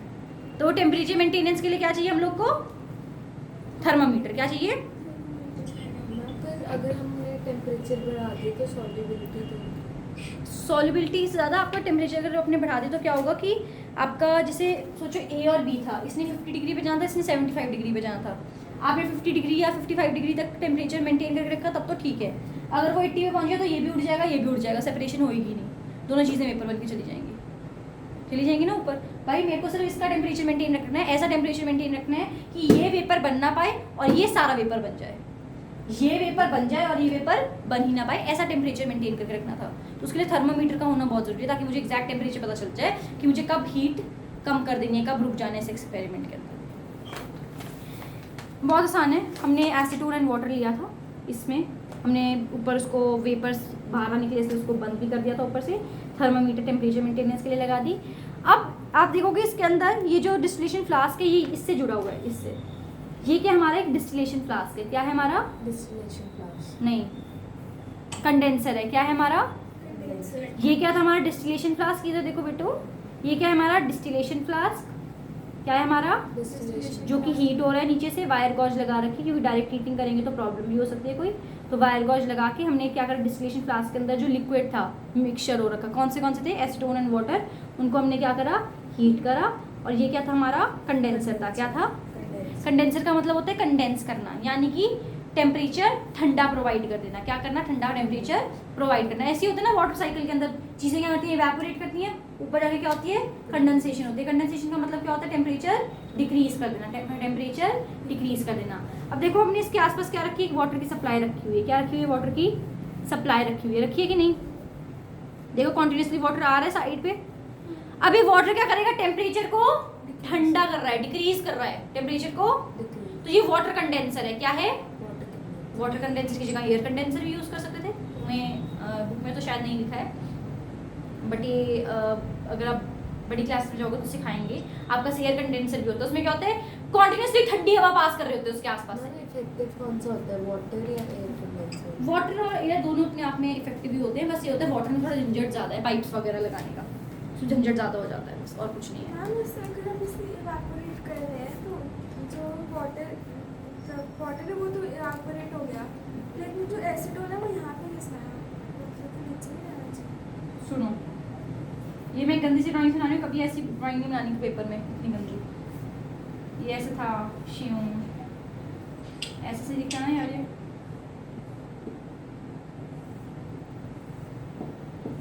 तुम्हें बेसिक समझाने के लिए कर रही हूँ ये सिर्फ। मेरी ड्राइंग को भी जज नहीं करना है, बहुत बुरी है मुझे पता है। टेलीस्कोप लग रहा है। चुप। वाटर और एसीटोन का मिक्सचर लिया, वाटर क्या कर दिया, इवेपोरेट। बाहर तो निकल नहीं पाया था क्योंकि यहाँ पे बंद कर रखा है इसको हमने, तो ये क्या चले गया, यहाँ पे चले गया। यहाँ पे क्या लग रखा था, कंडेंसर। इसने क्या करा, वेपर फॉर्म को ठंडा करा और क्या बना दिया, लिक्विड फॉर्म में। क्या बना दिया, और ये लिक्विड हमने यहाँ पे कलेक्ट कर लिया, लिक्विड हमने यहाँ पर कलेक्ट कर लिया। क्लियर। अब एसीटोन यहीं पे रह गया क्योंकि वो बॉइलिंग पॉइंट पे अपने पहुंचा ही नहीं था, वाटर वेपर हो गया था बॉइलिंग पॉइंट पे आने के कारण। एसीटोन जो था हम लोग का वो जल्दी क्या होगा, वेपराइज हो जाएगा। एसीटोन का बॉइलिंग पॉइंट क्या होता है, कंपैरेटिवली कम होता है। क्या होता है, तो एसीटोन क्या हो जाएगा, इवेपोरेट हो जाएगा। एसीटोन को क्या कर दिया, यहाँ पे वेपर से किस फॉर्म में लिया है, लिक्विड फॉर्म में, और वो क्या यहाँ पे आ गया, कलेक्ट होकर आ गया। चांसेस हैं कि वाटर के वेपर्स भी आ सकते हैं। हमने 25 डिग्री का फर्क रखा है, इसलिए कोई चांस ही नहीं रखा कि वाटर के वेपर बन पाए। क्या 100 डिग्री, अगर हमारे पास प्योर वाटर होगा तो क्या वो 100 डिग्री से पहले बॉईल होना शुरू हो सकता है। मैं 75 तक भी ले जाऊँ तो वाटर बॉईल होना शुरू होगा, नहीं। जब तक 100 डिग्री पे नहीं आएगा तो उसका बॉइलिंग पॉइंट रीच ही नहीं होगा। तो हमने यही ध्यान रखना है कि 100 डिग्री पे नहीं पहुँचना चाहिए वो, इनफैक्ट वो 95 पे भी नहीं पहुँचना चाहिए। हमने इसलिए 25 का गैप रखा। आई बात समझ। फिर से बता रही हूँ, हमने एसीटोन एंड वाटर लिया डिस्टिलेशन फ्लास्क के अंदर, उसको हीट करा। एसीटोन जो था वो जल्दी क्या हो सकता है, इवेपोरेट हो जाता है क्योंकि उसकी बॉइलिंग पॉइंट कंपैरेटिवली कम होता है। वो इवेपोरेट हुआ ऊपर, पर बाहर नहीं निकल पाया, इसलिए वो किसमें चले गया, कंडेंसर में। कंडेंसर में हम लोग क्या कर रहे थे, वाटर की कॉन्टिन्यूस सप्लाई दे रहे थे आसपास उसके, तो वो क्या थी, ट्यूब पूरी ठंडी थी। कंडेंसर ट्यूब पूरी क्या थी, ठंडी थी। तो वेपर्स जो थे वो लिक्विड फॉर्म में आ गए और वो वहाँ से हमने कलेक्ट कर लिया। तो एक तरफ हमारे पास वाटर रह गया डिस्टिलेशन फ्लास्क के अंदर और एसीटोन कलेक्ट हो गया हमारे कोनिकल फ्लास्क के अंदर। क्लियर, डिस्टिलेशन हो गई। ठीक है, नेक्स्ट है हम लोगों के पास फ्रैक्शनल डिस्टिलेशन। अगर हमारे पास ऐसा हो कि 25 डिग्री, ये थोड़ा स्पीड में बता रही हूँ कि आपकी एनसीईआरटी में डिटेल में नहीं लिखा, पर क्लास में मैं पहले वैसे डिटेल में करवा चुकी हूँ। और फ्रैक्शनल डिस्टिलेशन तब होती है जब 25 डिग्री का टेम्परेचर जो है वो मेंटेन नहीं रहता। हमने पेट्रोलियम रिफाइनरी के बारे में पढ़ा था, हमने कहा था कि अर्थ के क्रस्ट में से हेजल, Yes, ma'am. मैं देख रही थी, आप सो तो नहीं गए। मैं ना थोड़ा सा नींद तो आ रही हूँ, मैं सो नहीं रही हूँ। कल से अगर ऑफलाइन आया तो पिटाई, डन। नहीं, मैम, कल तो ऑफलाइन आऊंगी मैम। नहीं, कल तो छुट्टी है। अच्छा ठीक है, देखते हैं। अच्छा चलो, अब वापस चल रही है अपने वाले पॉइंट पे आते हैं। समझ आ रहा है बाबू, तेरे को ये सेपरेशन टेक्निक्स करवाई हुई है ना। ठीक है, नेक्स्ट हम क्या बात करते हैं, वापस कहाँ पे थे हम लोग, फ्रैक्शनल डिस्टिलेशन पे। हमने कहा था पेट्रोलियम रिफाइनरी के बारे में बात कर रहे थे। कैसे होता है कि अर्थ के क्रस्ट में से ना हमें क्रूड ऑयल मिलता है। क्या मिलता है हम लोगों को, क्रूड ऑयल मिलता है। वो क्या होता है, उसमें बहुत सारी चीज़ों का मिक्सचर होता है, पेट्रोलियम, एलपीजी, केरोसिन, सब चीज़ों का मिक्सचर होता है। क्रूड ऑयल जो होता है वो बहुत थिक होता है और डार्क होता है, तो वो तो हमारे काम का नहीं है क्रूड ऑयल। तो हमने क्या करना है, उसमें से सारी चीज़ों को सेपरेट करके यूज़ कर लेना है। क्या करना है, सेपरेट करके यूज़ करना है। अभी वो मिक्सचर है, वो मेरे काम का नहीं, तो उसे रिफाइन करके हम यूज़ कर सकते हैं। तो हमारे पास एक फ्रैक्शनेटिंग कॉलम होता है, एनसीईआरटी में से फटाफट से बता रही हूँ। सबसे पहले क्या होता है, ये यहाँ से क्रूड ऑयल गया, यहाँ पे हुआ फर्नेस। क्या बना, फर्नेस। फर्नेस ने क्या करा, उसको बहुत हाई टेम्परेचर पे लेके गया, पूरा हीट कर दिया। क्या कर दिया, पूरा हीट कर दिया। और वो किस फॉर्म में बन गया, वेपर्स की फॉर्म में। किस फॉर्म में बन गया, अब वो यहाँ से निकल रहा है, वो यहाँ से निकल रहा है इस ट्यूब से। डन। अब ये यहाँ पे क्या है, फ्रैक्शनेटिंग कॉलम है। क्या है, फ्रैक्शनेटिंग कॉलम क्या होता है, जो सबसे नीचे वाला होता है वो कंपैरेटिवली सबसे ज़्यादा गर्म होता है और ऊपर वाला पार्ट फ्रैक्शनेटिंग कॉलम का बहुत ठंडा होता है। तो अगर आसान तरीके से फ्रैक्शनल डिस्टिलेशन को समझना चाहें तो ये वाला पार्ट क्या है, गर्म है, कंपैरेटिवली गर्म, बहुत गर्म नहीं है। क्रूड ऑयल जहाँ से आ रहा है उससे तो कंपैरेटिवली ठंडा ही होगा, बट अगर कंपैरिजन में देखो तो नीचे वाला पार्ट जो होता है वो गर्म होता है, ऊपर वाला पार्ट जो होता है वो ठंडा होता है। क्लियर है, कोई दिक्कत। यहाँ पे ना ऐसे चेक गार्ड्स जैसे लगे हुए हैं, मतलब यहाँ पे कुछ टेम्परेचर है, यहाँ पे कुछ टेम्परेचर है, कम कम कम, और सबसे ऊपर सबसे कम टेम्परेचर है। ठीक है, हुआ क्या, यहाँ से तो क्या आ रहे थे, वेपर्स। यहाँ से क्या आ रहे थे, बिटुमिन जो था हमारे पास अलग अलग। बिटुमिन क्या होता है, रोड्स बनाने में जो काम आता है ना, रोड्स में ऑयल ऑयल सा दिखता है, जब रोड्स बनती है काली काला कुछ गिरा होता है तो क्या होता है, बिटुमिन ऑयल होता है उसमें। क्या होता है, तो जब तक बिटुमिन ऑयल था वो तो यहीं पे कंडेंस हो गया भाई साहब, उसका कंडेंसेशन का पॉइंट डिफरेंट था, उसका कंडेंसेशन का पॉइंट। फिर हमारे पास आया लुब्रिकेटिंग ऑयल, जो लुब्रिकेशन प्रोवाइड करता है, वो थोड़ा और ऊपर हो गया कंडेंस, बाकी अभी कंडेंस नहीं हुए, बाकी वेपर्स और ऊपर गए। उसके ऊपर जाके डीजल पेट्रोल हो गया, डीजल हो गया, उसके ऊपर केरोसिन हुआ, उसके ऊपर पेट्रोल हुआ और टॉप मोस्ट पे हमारी एलपीजी होगी। तो हमने क्या करा, डिस्टिलेशन में बॉइलिंग पॉइंट का यूज किया था कि हर जो हमारे पास जो मिक्सिबल लिक्विड्स हैं उनमें से एक अलग बॉइलिंग पॉइंट पे बॉइल हो रहा है और एक दूसरे बॉइलिंग पॉइंट पे इवेपोरेट हो रहा है।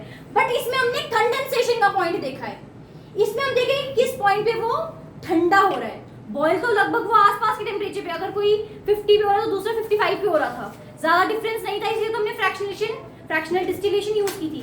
हमने फ्रैक्शनल डिस्टिलेशन यूज ही इसलिए करी क्योंकि हमारे पास दोनों जो मिक्सिबल लिक्विड्स जैसे पेट्रोल और केरोसिन था या पेट्रोल और डीजल था, उनके बॉइलिंग पॉइंट बहुत आसपास होते हैं बट उनके कंडेंसेशन पॉइंट दूर दूर होते हैं।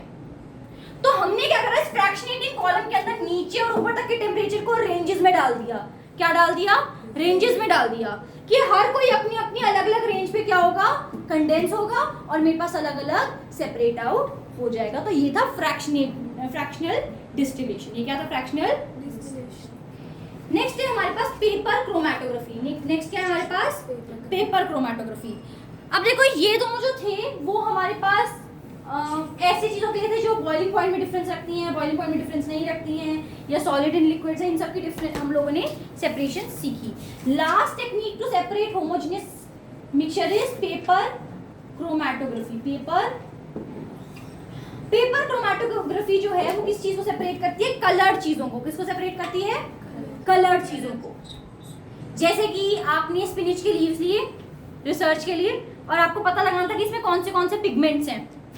हमने कहा हमारे पास क्लोरोफिल भी है, ऑरेंज पिगमेंट भी है या येलो पिगमेंट भी है, ठीक है। तो हमने उन पिगमेंट्स को सेपरेट करने के लिए क्या यूज किया, पेपर क्रोमैटोग्राफी।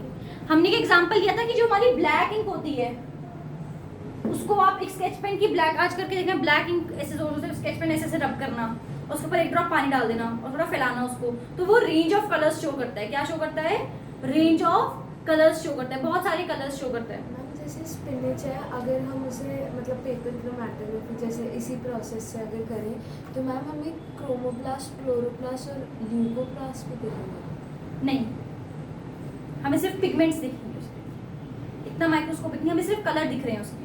हमें ये नहीं दिख रहा कौन सी ऑर्गेनेली। ऑर्गेनेली तो बहुत ही ज़्यादा मतलब माइक्रोस्कोप से देखने वाली चीज़ है, इलेक्ट्रॉन माइक्रोस्कोप से दिखती है हमें ऑर्गेनेली से। जैसे क्लोरोफिल और हमें ये पता चलेगा क्लोरोफिल है इसमें, ये पता चल जाएगा कि क्लोरोफिल है, इसमें कलर ग्रीन कलर आएगा हमारे पास। ऑरेंज पिगमेंट है, मतलब कैरोटीनॉइड्स और एंथोफिल्स भी हैं इसके अंदर, तो हमें उसके भी पिगमेंट्स दिखने लग जाएंगे। हमें पिगमेंट्स पता चल जाएंगे, उससे हम अंदाजा लगा सकते हैं कि इसके पास क्लोरोप्लास्ट भी है, क्रोमोप्लास्ट भी है, ल्यूकोप्लास्ट भी है। बट हम एग्जैक्टली अगर आपको कि उसमें क्लोरोप्लास्ट डिपॉजिट हो रहा है ऐसा नहीं होता है, क्योंकि ल्यूकोप्लास्ट तो कलरलेस होता है। कलरलेस होता है। मैम फिर उसमें हम लोग को अलग टेक्निक्स होती है, हमारे पास सिर्फ पेपर क्रोमैटोग्राफी नहीं, क्रोमैटोग्राफी की अलग अलग टाइप्स भी होती है। मैं हम लोग एक विजिट पे गए थे जब मैं अपने MCM कॉलेज में थी, तो उसके अंदर हम लोगों ने पढ़ा था कि ये जो क्रोमैटोग्राफी उसका पूरा सेटअप देखा था हमने। शायद कसौली गए थे आई गेस, उनको याद नहीं है, कहीं तो गए थे पहाड़ों वाली जगह पे, तो वहाँ पे पूरा यूनिट लगा है क्रोमैटोग्राफी यूनिट। तो हमारे पास सिर्फ एक ये तरीका नहीं है, ये तो बिल्कुल बेसिक है, बहुत बेसिक है, इससे तो आधी चीज़ सेपरेट भी नहीं होंगी हमारी, बट ये आपको बेसिक टेक्निक सिखा रहे हैं कि अगर आपको करनी पड़ जाए, आपको एकदम से कुछ चीज़ टेस्ट करनी है तो कैसे करोगे।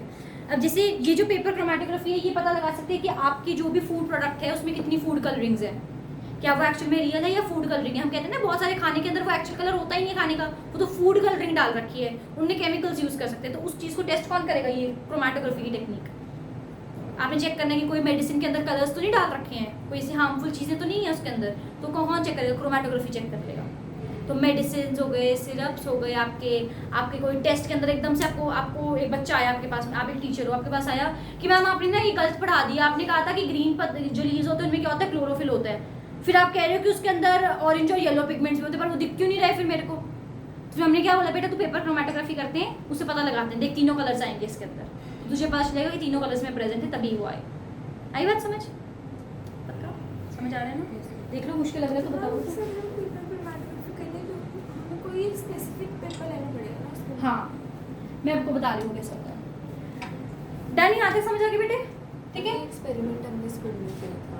हाँ ये करवाते हैं स्कूल के अंदर, आप लोग ही कर भी सकते हो, मैं भी तुम लोग को ही करवाऊंगी एक्सपेरिमेंट। मेरे पास अभी ना मेरी किट ऑर्डर कर रखी है एक्सपेरिमेंट्स वाली, 10th की जो किट आ गई है मेरे पास, तो उनको एक्सपेरिमेंट शुरू भी करवा दिया मैंने।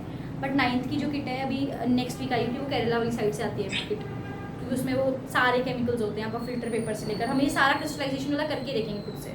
अभी जो बेसिक कर सकते हैं कैम्फर वगैरह, जैसे जो मैं आपको चीज़ों दिखा सकती थी वो तो मैंने आपको दिखा दी, बट जो नहीं दिखा सकती वो हम अलग से करेंगे।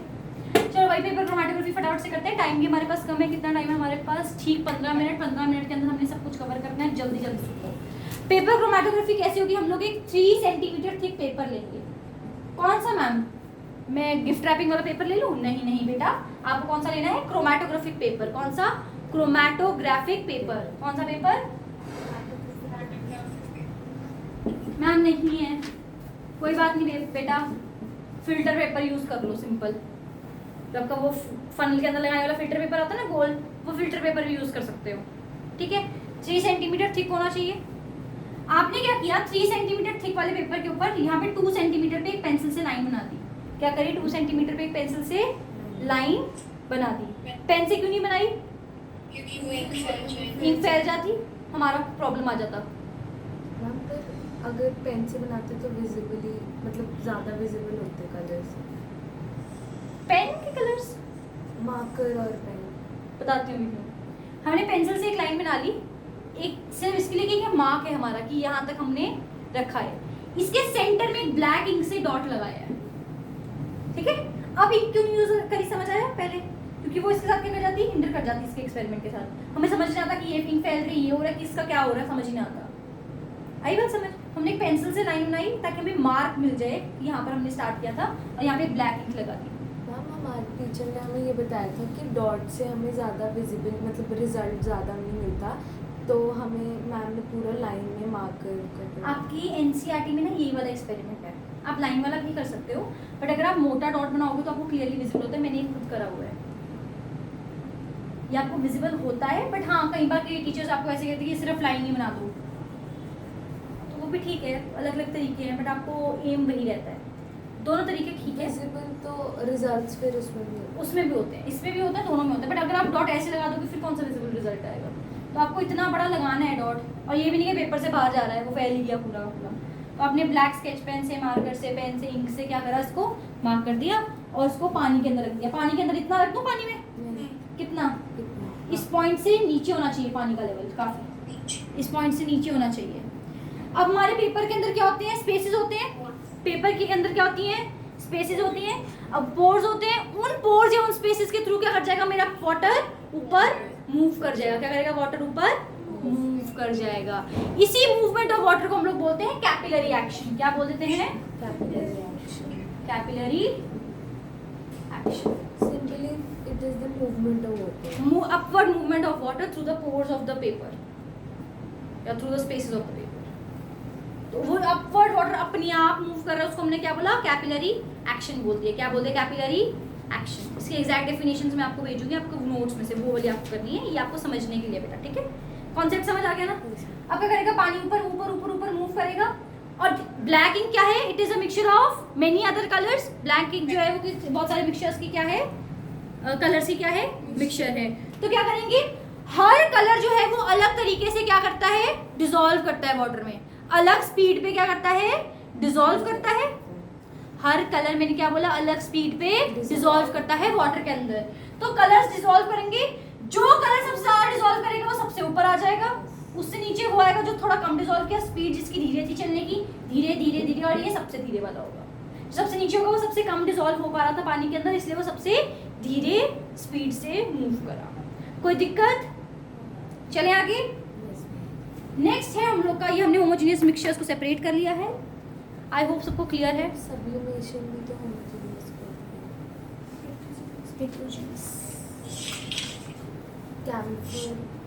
दिखाती हूँ, बताती हूँ।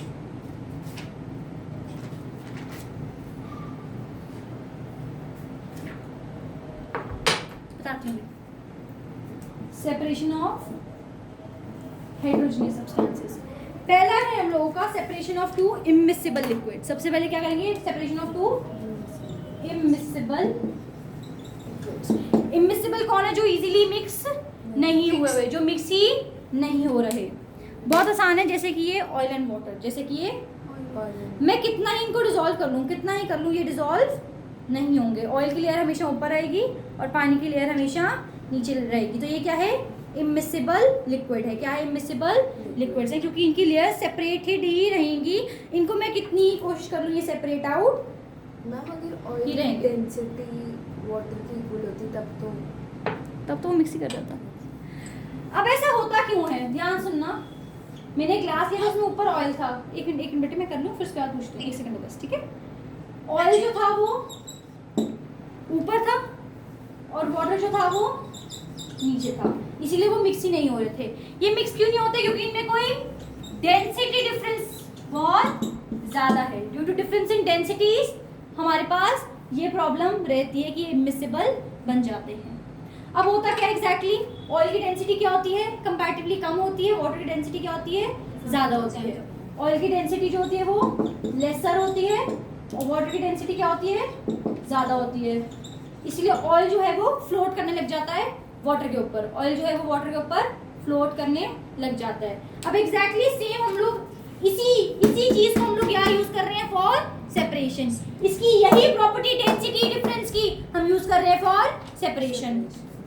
जैसे ये वाला लो, ये एक हमारे पास क्या है? क्या है? Separating funnel. क्या है? Separating funnel. We are going to separate immiscible liquids through separating funnel. हमने क्या करा, लिक्विड और जो हमारा वाटर था और ऑयल उसका मिक्सचर इसमें सेपरेटिंग फनल में डाल दिया। अब क्या है, उसको थोड़ी देर के लिए छोड़ दिया। आई रिपीट, सेपरेटिंग फनल के अंदर हमने क्या डाला? वाटर एंड ऑयल डाल दिया, उसको थोड़ी देर के लिए छोड़ दिया। उससे क्या हुआ? ऑयल बिल्कुल ऊपर आ गया और वाटर बिल्कुल नीचे आ गया। यहाँ पर एक साइड पे क्या लगी थी? स्टॉप कॉक लगी थी। क्या लगी थी? Stopcock. वो क्या करती? ओपन करती है इसको, ओपन करती है सच दैट नीचे से क्या हो, हमारे पास लिक्विड जो है वो कॉनिकल फ्लास्क के अंदर आ जाए। तो हमने क्या करा, इसके अंदर क्या था? वाटर एंड ऑयल था। हमने स्टॉप कॉक को क्या करा? ओपन करा और वाटर टिक टिक टिक टिक नीचे कॉनिकल फ्लास्क में आने लग गया। अब ध्यान सुनना, यहाँ वाली जो लेयर होगी ना, इसमें क्या होता है? थोड़ा सा रिस्क होता है। क्या होता है? अगर आपने ध्यान से नहीं उसको टाइम पे बंद किया तो क्या होता है? ऑयल फिर से थोड़ा सा नीचे आ जाएगा। तो हम यहाँ तक तो आराम से स्टॉप कॉक को ओपन करके रखते हैं और पानी कलेक्ट कर लेते हैं। फिर हम अपना वो वाला कॉनिकल फ्लास्क हटा लेते हैं और नया कॉनिकल फ्लास्क लगाते हैं। फिर हम नया कॉनिकल फ्लास्क लगाते हैं और ये बाउंड्री लाइन वाला कलेक्ट कर लेते हैं। क्या कर लेते हैं? बाउंड्री लाइन वाला कलेक्ट कर लेते हैं। उससे क्या होता है कि अगर हमारे पास ऐसा कुछ आने जिसमें पानी और जो हमारा ऑयल है वो थोड़ा साथ में आ जाए तो हमें कोई प्रॉब्लम ना हो। तो हमारा थोड़ा सा वाला जो मिक्स वाला आया है उसको हम क्या कर देंगे? डिस्कार्ड कर देंगे। क्या कर देंगे? और अब सेपरेटिंग फनल में क्या रह गया? हमारे पास ऑयल रह गया, नीचे कॉनिकल फ्लास्क में क्या आ गया? वाटर आ गया। आई बात समझ? रिपीट कर रही हूँ, फटाफट से सुन लो। नहीं समझ आया? हमने एक सेपरेटिंग फनल लिया था, उसमें क्या लिया था? ऑयल एंड वाटर लिया, कुछ टाइम के लिए सेटल होने रखा तो ऑयल ऊपर आ गया, वाटर नीचे आ गया। हमने एक स्टॉप कॉक से ओपन किया, वाटर सारा नीचे नीचे नीचे आ गया कलेक्ट होते हुए। फिर जो एक बाउंड्री लाइन वाले थे उसको डिस्कार्ड कर दिया और ऊपर फनल में क्या बच गया? सिर्फ ऑयल। हमारे पास साथ में अलग से क्या निकाल लिया था हमने? वाटर। क्लियर? कोई दिक्कत यहाँ तक? ये था हमारा किसके बारे में? सेपरेटिंग फनल के बारे में। जो कॉनिकल फ्लास्क में बाउंड्री लाइन वाले जो होता है उसे डिस्कार्ड करता है। उसको यूजुअली डिस्कार्ड कर देते हैं क्योंकि हमारे पास चांसेस होते हैं कि उसमें साथ में थोड़ा ऑयल भी आ जाए, तो वो रिस्क अवॉइड करने के लिए। अब बात करने वाले हैं हम एक प्रोसेस जिसको कहते हैं सब्लिमेशन। क्या कहते हैं? अब हमने बात करनी है कि अगर हमारे पास दो सॉलिड्स हैं, जैसे सोचो सैंड और कैम्फर। सैंड और कैम्फर।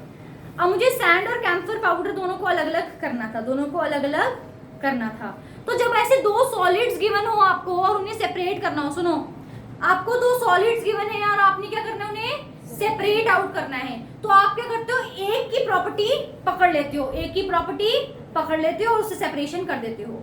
मुझे पता है कैम्फर और सैंड में से कैम्फर जो है वो सब्लिमेशन शो करता है। क्या शो करता है? सब्लिमेशन का मतलब क्या है? वैसे क्या होता है? Usually solid to liquid, liquid to gas बनता है। Solid to liquid, liquid to gas बनता है। सब्लिमेशन में क्या होता है? सॉलिड से सीधा क्या बन जाती है? गैसियस स्टेट आ जाती है। सॉलिड से सीधा क्या आ जाती है? Gaseous state. कोई लिक्विड वाला फॉर्म आता ही नहीं है। जैसे कि कैम्फर। एक कैम्फर चला के देखते हैं। हमारे पास ये छोटा सा कैम्फर का टुकड़ा है, ये रहा, ये छोटा सा कैम्फर का टुकड़ा है। इसको ऑफ नहीं करना पड़ेगा। ट्राई करते हैं। माचिस नहीं है मेरे पे? है तो अच्छा है, हाँ, मैं इसको ऑफ करना पड़ेगा तो माचिस से मिट जाएगी। ट्राई करते हैं, थोड़ा शायद हो जाए। ये देखो सॉलिड फॉर्म में था, ये सॉलिड फॉर्म में।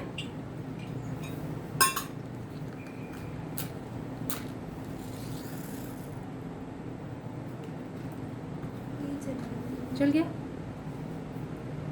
ये देखो सॉलिड जो आ गई सीधा गैस में आ गई और नीचे कोई भी लिक्विड नहीं होगा। अभी आप देखना, 2 मिनट बाद देखना इसको। डन। सॉलिड सीधा किस फॉर्म में आ रही है? गैसियस फॉर्म में आ रही है, देखो। और अंदर कोई भी लिक्विड नहीं है, अंदर कोई भी लिक्विड नहीं बना। देखो बन रहा है कोई लिक्विड नहीं, तो अगर आइस होती तो पिघल जाती ना। देखो नहीं बना ना लिक्विड। देखना भाई आप लोगों को, ये लो धूप बत्ती आप। चलो डन। तो ये प्रोसेस क्या थी? सब्लिमेशन की प्रोसेस थी। समझ आई बात? तो हमने क्या करा? कुछ नहीं करा। एक ना चाइना डिश ले ली, उसमें सैंड और साथ में क्या ले लिया हम लोगों ने? कैम्फर। उसको क्या कर दिया? वायर गॉज के ऊपर रख के हीट कर दिया, और इसके ऊपर क्या लगा दिया? एक फनल लगा दिया। क्या लगा दिया? एक फनल। सैंड जो थी नीचे रह जाएगी, कैम्फर जो था वो सब्लाइम कर जाएगा, सॉलिड से सीधा क्या बन जाएगा? गैस। यहाँ पे अपने लगा दी कॉटन प्लग। मतलब कॉटन प्लग का मतलब होता है कि यहाँ से बाहर ना निकले जो भी वेपर बन रहा है। तो ये जो गैस थी वो क्या हुई? ऊपर आके क्या हो गई? कंडेंस हो गई, और क्या बन गई? वापस सॉलिड बन गई। तो यानी कि सॉलिड से सीधा गैस बनी, तो उसको हमने क्या बोला? सब्लिमेशन। क्या बोला? सब्लिमेशन। अब गैस से सीधा क्या बन रही है? कंडेंस होने पे सॉलिड बन रही है। क्या बन रही है? सॉलिड। लिक्विड तो नहीं बनी ना वो। गैस से सीधा सॉलिड बनने को कहते हैं डेपोजिशन। क्या बोलते हैं? गैस से सीधा सॉलिड बन रही है तो क्या बोलते हैं? डेपोजिशन। क्या बोलते हैं? डेपोजिशन। क्लियर है ये प्रोसेस? कोई दिक्कत? सब्लिमेशन की प्रोसेस समझ आ गई? सब्लिमेशन और कहाँ मिलती है हम लोग को? वो ऊपर जो मतलब वो जो ट्यूब काइंड है उधर भी तो जा सकती है, फिर वो भी तो गर्म हो सकता है। नहीं बच्चे, हम लोग टेम्परेचर मेंटेन करके रख रहे हैं। इतना गर्म नहीं है ना, अच्छा। नीचे तो बहुत ज्यादा हीट है, और फनल ऊपर बहुत कंपैरेटिवली कंडेंस हो रखा है, ठंडा है वो। ओके। मैम जो प्रीवियस ये क्या नाम है सेपरेटिंग फनल वाला था, उसमें ग्लास टॉप में करके है वो क्या? एक ही बात कहाँ पे बेटे? हाँ। ये नीचे का लगाया हुआ है इन्होंने रखा हुआ है। कुछ नहीं बेटे, वो उसके ऊपर स्टैंड, वो जो फनल है ना उसको बंद करने के लिए होता है वो। अच्छा ठीक है, अब आगे चलते हैं हम लोग। ये समझ आ गया सब्लिमेशन का। हमने क्या बोला? अगर 2 सॉलिड को सेपरेट करना है तो किसी एक की चीज को पकड़ लो। एक और एग्जांपल लेते हैं, iron nails plus sawdust. Sawdust पता क्या होता है? जब हम लकड़ी का काम करवाते हैं घर पे, तो ऐसे वो लकड़ी का भूरा बन जाता है ना, उस लकड़ी के भूरे को क्या कहते हैं? सॉडस्ट। उसके बीच में मैंने क्या डाल दिए? Iron nails. क्या डाल दिए? Iron nails. अब मुझे सेपरेट करना है इनको। मेरे को पता है कि दोनों सॉलिड है। मैम ने कहा था किसी एक की प्रॉपर्टी को जोर से पकड़ लो जो दूसरे के पास नहीं हो। आयरन नेल्स क्या है? मैग्नेटिक प्रॉपर्टीज रखते हैं। इसके पास क्या लेके होंगे? मैग्नेट। सारे आयरन नेल्स इकट्ठे हो जाएंगे, सॉडस्ट अकेली रह जाएगी। तो क्या होगी? Magnetic separation. क्या कहते हैं इसको? Magnetic separation. तुम्हारे टेस्ट में इससे रिलेटेड क्वेश्चन डाला था मैंने, अगर तुमने किया लास्ट टेबल वाला, कौन से में कौन सी सेपरेशन होती है। चलो भाई नेक्स्ट करते हैं फटाफट से, थोड़ा तेज तेज।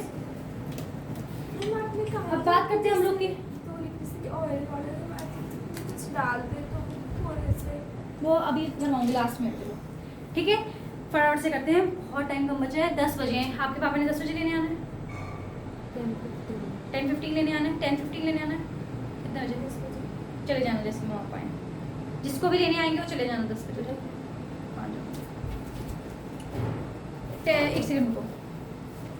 अब देखो ये कैम्फर के अंदर, कैम्फर जो चला था इसमें कोई भी लिक्विड नहीं है, कोई लिक्विड नहीं था इसमें। बना सॉलिड से सीधा गैस बन के साइड हो गया। चलो मेन फटाफट से काम करते हैं। लास्ट हम एक चीज़ और बात करते हैं अलॉयज के बारे में। अब सुन लो फटाफट से, थोड़ा स्पीड में करा रही हूँ, आई नो, बट कराना जरूरी है क्योंकि खत्म भी कराना है मुझे चैप्टर और टाइम कम है मेरे पास। अलॉयज क्या होते हैं? देखो 2 मेटल को रख दूँ, मैंने चांदी और सोना रख दिया साथ में, क्या वो मिक्स हो पाएंगे आपस में? नहीं हो पाएंगे। तो हमने क्या करा? मेटल्स को किस फॉर्म में लिया है? मोल्टन फॉर्म में। किस फॉर्म में? मोल्टन फॉर्म में। मोल्टन फॉर्म में मिक्स कर दिया उनको, तो वो क्या बन गए हमारे पास? मिक्स होकर अलॉयज बन गए। क्या बन गए? Mixture of 2 metals or a metal and a non-metal is known as alloy। 2 metal के मिक्सचर से बनने वाले, या फिर एक मेटल और एक नॉन मेटल के मिक्सचर से बनने वाले सब्सटेंसेस को हम लोग मिक्सचर्स को क्या बोलते हैं? अलॉयज। ये क्या होते हैं? होमोजीनियस। क्या होते हैं? Molten form. और ये कैसे होते हैं? होमोजीनियस होते हैं। ध्यान रखना टेस्ट में, होमोजीनियस होते हैं। कैसे होते हैं? मतलब ऐसा नहीं अगर आपने चांदी और सोना मिक्स करे तो एक साइड चांदी दिख रही है फिर सोना दिख रहा है, मिक्स होकर आपको दिखेंगे पूरा। ठीक है, आपकी बुक के अंदर बहुत सारे एग्जाम्पल गिवन है, मैंने पिछली क्लास में जब डिटेल में कराया था तब आपको अलॉयज की बता भी दिए थे, जैसे ब्रॉन्ज हो गया एक आपके पास, ठीक है, कभी आपके पास ब्रास हो गया, ठीक है, स्टेनलेस स्टील हो गया, ये सारे क्या है हमारे पास अलॉयज। हम अलॉयज बना के रहे हैं, उनकी ड्यूरेबिलिटी बढ़ जाती है, रेजिस्टेंस बढ़ जाती है उनकी, ठीक है ना, हार्डनेस बढ़ जाती है, ये सारी प्रॉपर्टीज जो है वो एनहांस हो जाती हैं। डन, अलॉयज का समझ आ गया, इससे रिलेटेड क्वेश्चन पेपर में आने के बहुत चांसेस होते हैं। नेक्स्ट बात करते हैं सस्पेंशंस की। हमने सॉल्यूशंस पढ़ लिए, अब हम पढ़ेंगे सस्पेंशंस को। सस्पेंशन क्या होते हैं, जैसे कि हमने क्या लिया, मिट्टी वाला पानी। अब देखो और भी ज़्यादा क्लियर हुआ कि नहीं पिछली बार से, ठीक है। इन्हें हम क्या बोलते हैं, सस्पेंशन। जब पार्टिकल साइज 1000 नैनोमीटर से भी ज़्यादा हो जाए तो उसको क्या बोलते हैं, सस्पेंशन। क्या बोलते हैं, सस्पेंशन। 3 तरीके होते हैं, क्या होते हैं, सॉल्यूशंस। सॉल्यूशंस हमने पढ़ लिया, सॉल्यूशन में क्या होता है 1 नैनोमीटर से कम होता है साइज, क्या होता है, particle sizes less than 1 nanometer. More than 1000 nanometer क्या है, सस्पेंशन। और 1 से 1000 वालों को कहते हैं कोलॉइड। क्या बोलते हैं, कोलॉइड। कोई दिक्कत यहाँ तक? 1 नैनोमीटर से कम कौन है, सॉल्यूशंस, 1 से 1000 कोलॉइड, 1000 से ऊपर suspension. Solution, colloid, suspension, solution, colloid, suspension. 1 to 1000, 1000 above nanometer, ठीक है। सॉल्यूशन और ट्रू सॉल्यूशन की बात होती है। आगे बात करते हैं, फटाफट से समझ आ रहा है इतना भाई साहब, आगे चलें। अब हमें सस्पेंशंस को अलग करना है। उसने कहा अगर मिट्टी वाले पानी को अलग करना है तो कैसे करोगे, फटाफट से स्पीड में बता रही हूँ, ज़्यादा टाइम नहीं लूंगी तुम लोगों का, बहुत आसान तरीका है ये भी करने का। अगर आपको मिट्टी वाला पानी अलग करना है तो क्या करोगे, उसने कहा पहला हम यूज़ कर सकते हैं फिल्टर पेपर, और दूसरा हम क्या कर सकते हैं, उसको मसलिन क्लॉथ के ऊपर डालो तो मिट्टी ऊपर आ जाएगी, पानी नीचे आ जाएगा। बट उससे क्या होता है, जब आपके पास पानी रिसीव होता है उसमें हो सकता है बहुत छोटे छोटे सैंड के पार्टिकल्स अभी भी हों, बहुत चांसेस है कि सैंड के पार्टिकल्स अभी भी हों। तो हमने क्या नई टेक्निक यूज करने लग गए, सेंट्रीफ्यूगेशन। मम्मियाँ, चाचियाँ, दादियाँ बचपन से ही सेंट्रीफ्यूगेशन करते आ रहे हैं। सेंट्रीफ्यूगेशन क्या है, मक्खन बनाना। मक्खन बनाना सीखे कभी, वो यशोदा मैया को जो सीरियल होते हैं ऐसे ऐसे करके बनाते थे ना, तो उसमें क्या होता है आपका कि मक्खन जो होता है वो नीचे सेटल हो जाता है, जो हैवियर मटेरियल होता है वो सेटल हो जाता है, और जो हमारी लस्सी वगैरह होती है वो ऊपर हो जाती है। मम्मी मक्खन बनाती है घर पे मिक्सी के अंदर, ड्रर करके बनाएगा मम्मी ने मक्खन, कैसे बनाती है, नीचे क्या हो जाता है, मक्खन सेटल हो जाते हैं, और ऊपर क्या हो जाता है, क्लियर हमारे पास कंपैरेटिवली वो लस्सी वाला सॉल्यूशन आ जाता है। ब्लड एक कोलॉइड है, पर उसमें होती है सस्पेंशन होती है, बट वैसे वो एक कोलॉइड है, ठीक है। मैं बताऊंगी, इसके ऊपर एक क्वेश्चन आया था, मैं तुम्हें बताती हूँ। हाँ प्लाज्मा वाला, एक सेकंड, ठीक है। आगे आगे चलिए अभी फटाफट से। सेंट्रीफ्यूगेशन का मतलब क्या, हमने क्या लिया, एक ना हमारे पास पूरा ये अपरेटस होता है, देखो फटाफट से, ये अपरेटस होता है। इस अपरेटस के अंदर क्या होता है, बहुत सारी टेस्ट ट्यूब्स होती हैं।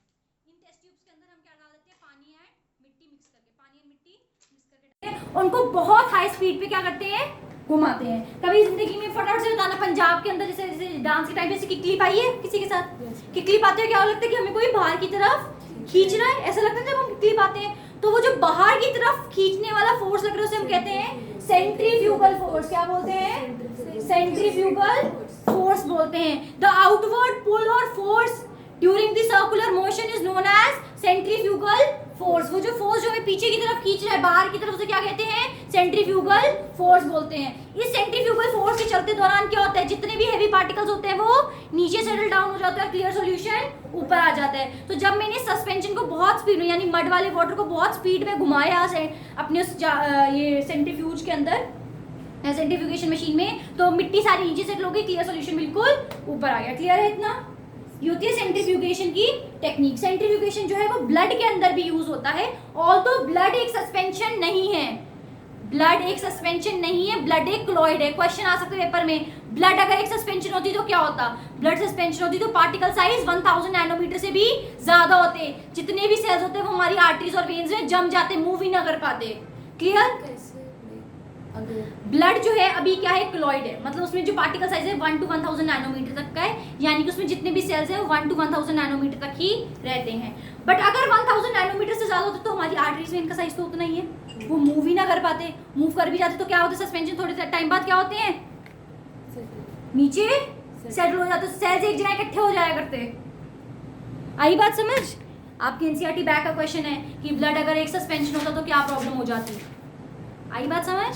ब्लड सस्पेंशन होती तो ये प्रॉब्लम्स आ जाती, सेटल हो जाती और वो मूव ना कर पाता क्लियरली, प्रेशर लगता उसको बहुत ज़्यादा। अच्छा सस्पेंशन के अंदर ये बात कर ली हम लोगों ने। हम लोग जो है ब्लड के अंदर भी कोलॉइडल है, जबकि फिर भी हम सेंट्रीफ्यूगेशन की टेक्निक यूज करते हैं। क्यों? So as to separate RBCs and plasma. क्या होता है कि हमारे ब्लड जो है वो ब्लड सेल्स और प्लाज्मा से बना होता है। उसके बाद क्या होता है, प्लाज्मा एंड कुछ ब्लड सेल्स होता है, जैसे प्लेटलेट्स हैं, आरबीसी हैं, डब्ल्यूबीसी हैं। तो जब हम लोग टेस्ट कराने जाते हैं तो कई बार हम लोग को सिर्फ आरबीसी का टेस्ट कराना होता है या सिर्फ प्लाज्मा प्रोटीन टेस्ट कराना होता है। तो उस केस में क्या होता है, हमारा ब्लड लिया जाता है सैंपल, उसको बहुत तेज क्या करा जाता है, घुमाया जाता है। उससे क्या होता है कि हमारे आरबीसी बिल्कुल अलग हो जाते हैं और प्लाज्मा बिल्कुल अलग हो जाता है। क्लियर है? मैं ब्लड टेस्ट करवाने गई थी तो उनके पास एक मशीन थी ट्यूब टाइप की, वो मिक्स हो रही थी, वहाँ पर ब्लड मिक्सर लिखा था। उसके पास ऑलरेडी कोई उसके अंदर केमिकल डला होगा, सो एज टू टेस्ट। जब उन्हें टेस्ट करना होगा तो किसी केमिकल की जरूरत होगी। अच्छा, मैं तुम्हें बताती हूँ, कई बार आपके उसमें ना एंटीकोएगुलेंट्स भी होते हैं। जैसे ब्लड जो है उसमें क्या है, प्लेटलेट्स हैं। ब्लड में क्या है, प्लेटलेट्स। तो ब्लड अगर ऐसे ही रखा रहेगा तो क्या हो जाएगा, कोएगुलेट। आप कभी देख लो, आप अपने ऊपर ब्लड लगाओ, अपने आप क्या हो जाएगा, थोड़ी देर बाद कोएगुलेट हो जाएगा। जैसे आपको चोट लगती है, घसीट आती है, थोड़ी देर बाद रेड रेड ऊपर पपड़ी सी बन जाती है, वो क्या होता है, कोएगुलेशन हो जाता है। तो ब्लड पड़ा कोएगुलेट ना कर जाए, वापस जुड़ ना जाए, उसको बचाने के लिए हम लोग क्या यूज करते हैं, एंटीकोएगुलेंट्स यूज करते हैं, मटेरियल्स। ब्लड मिक्सर्स के जैसे होते हैं, वो क्या करते हैं, कोएगुलेशन नहीं होने देते बहुत टाइम तक, जो जुड़ने नहीं देते, ब्लड को खराब नहीं होने देते। ठीक है? मैम अगर ब्लड सस्पेंशन होता तो फिर हार्ट अटैक बहुत फ्रीक्वेंट होता है ना? बहुत ज्यादा हो जाता है। ठीक है? ब्लॉकेज हो जाती है ना, हाई ब्लड प्रेशर। हाँ, हाइपरटेंशन रहती है। नेक्स्ट है, अगर मेरे को सेंट्रीफ्यूगेशन से नहीं करना, दूसरा तरीका क्या है हमारे पास, कोएगुलेशन। दूसरा तरीका क्या है हमारे पास, कोएगुलेशन। क्या होता है फटाफट से समझते हैं। कुछ नहीं करना, मिट्टी वाले पानी के अंदर क्या डाल दो, फिटकरी डाल दो। क्या डाल दो, पता है फिटकरी क्या होता है, इंग्लिश में कहते हैं एलम। कई बार पापा आफ्टर शेव रब कर रहे होते हैं, उसे क्या कहते हैं हम लोग, फिटकरी या फिर एलम। फिटकरी एक व्हाइट कलर का क्रिस्टलाइन सॉलिड है जो क्या करता है, कोएगुलेशन की प्रॉपर्टी रखता है। क्या रखता है, कोएगुलेशन की प्रॉपर्टी। कोएगुलेशन का मतलब है छोटे छोटे पार्टिकल्स मिलकर के आप बना लेते हैं बड़ा पार्टिकल। छोटे छोटे पार्टिकल्स मिलकर क्या बना लेते हैं, बड़ा पार्टिकल। सोचो मैं एक फिटकरी हूँ और मेरे को मिट्टी वाले पानी में डाला, तो मेरे पास सारी क्या हो जाएगी, मिट्टी आकर चिपक जाएगी, और मुझे तुम बाहर निकाल लो, तुम्हारे पास इसका क्लियर सोल्यूशन होगा और मेरे ऊपर चिपकी हुई मिट्टी भी होगी। आगे बात समझ। कोएगुलेशन कैसे हो रहा है, कोएगुलेंट डाल रहे हैं। कोएगुलेंट कौन है, मैं हूँ। मैं कौन हूँ, फिटकरी या फिर एलम। डन, समझ आ गई बात। अब समझ आया एंटी कोएगुलेंट क्यों डाल रहे हैं, ताकि वो सारा ब्लड इकट्ठे ना हो जाए, ब्लड सेल्स। डन, कोई दिक्कत भाई साहब, इतनी स्पीड ठीक है कि और धीरे कर दूँ, ठीक है? लास्ट है हमारे कुड बी एंटीकोएगुलेंट। कौन, मतलब क्या हो सकता है? हाँ बेटे, वो तो केमिकल्स होते हैं एंटीकोएगुलेंट्स तो। अच्छा, कोएगुलेशन और भी होता है, जैसे आपको वो होता है ना, दही बन जाता है, मक्खन बनना, वो सारे कोएगुलेशन ही हो रही है, इकट्ठे हो रहे हैं बहुत सारे पार्टिकल्स। मम्मी क्या करती है, वो चीज बनाने के लिए क्या करती है मम्मी, नींबू डालती है। क्या करती है, नींबू डाल देती है। तो क्या होता है, सारा दूध फट के सारा कोएगुलेट हो जाता है, पानी की लेयर अलग हो जाती है। आगे बात समझ, कोएगुलेशन पूरा समझ आ रहा है, ये रियल लाइफ में होता है, हमारी साइंस पूरी आसपास चल रही है हम लोगों के। बस आपको क्या करना है, सिर्फ ऑब्जर्व करना है। ठीक है, ध्यान से देखो आसपास।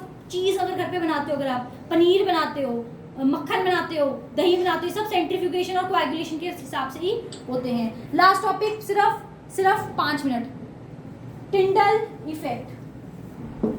टिंडल इफेक्ट तो समझते हैं। टिंडल इफेक्ट क्या होता है, ये सिर्फ कोलॉइड्स में यूजुअली देखा जाता है, सस्पेंशंस में भी देखा जाता है कभी कभी।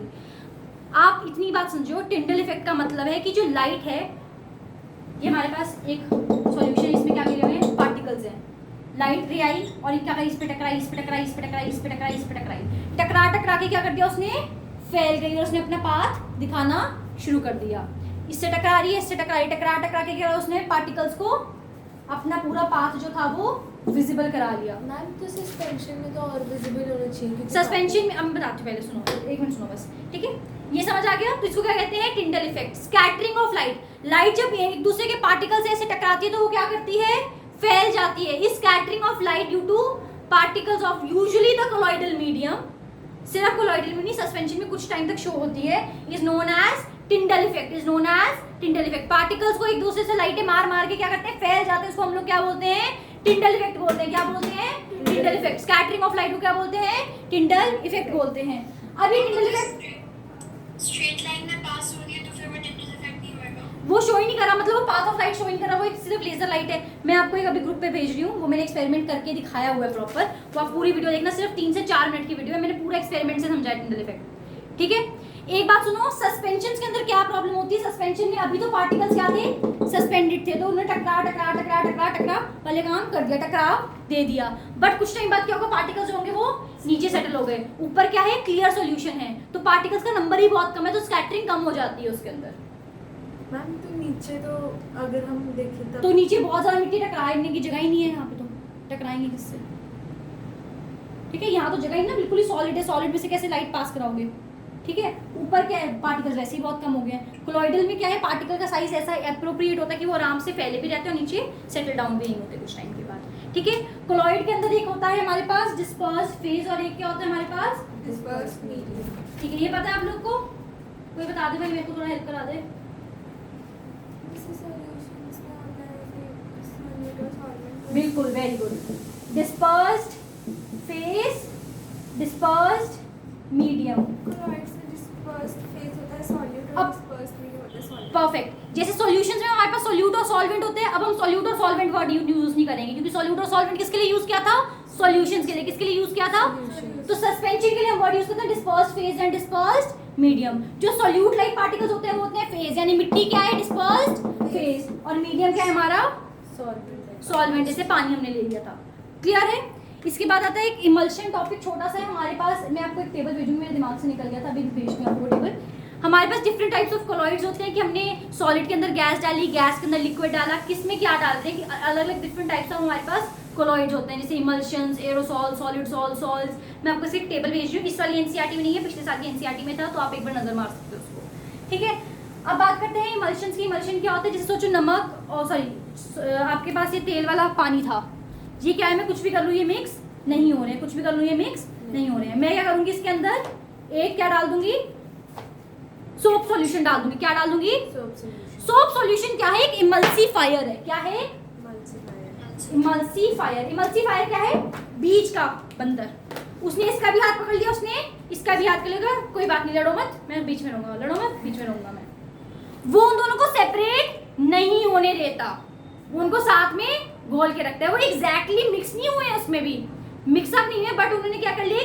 कॉम्प्रोमाइज एडजस्टमेंट कर लेते हैं वो। समझ नहीं आया, लाइक अगर हम ऑयल एंड वाटर में सोप डालेंगे तो सोप का अगर आप स्ट्रक्चर देखोगे ना तो वो ऐसा होता है, एक हेड होता है, एक होता है हेड जो कि होता है हाइड्रोफोबिक, हाइड्रोफिलिक, जो कि वाटर लविंग होता है, तो ये पानी की तरफ चले गया।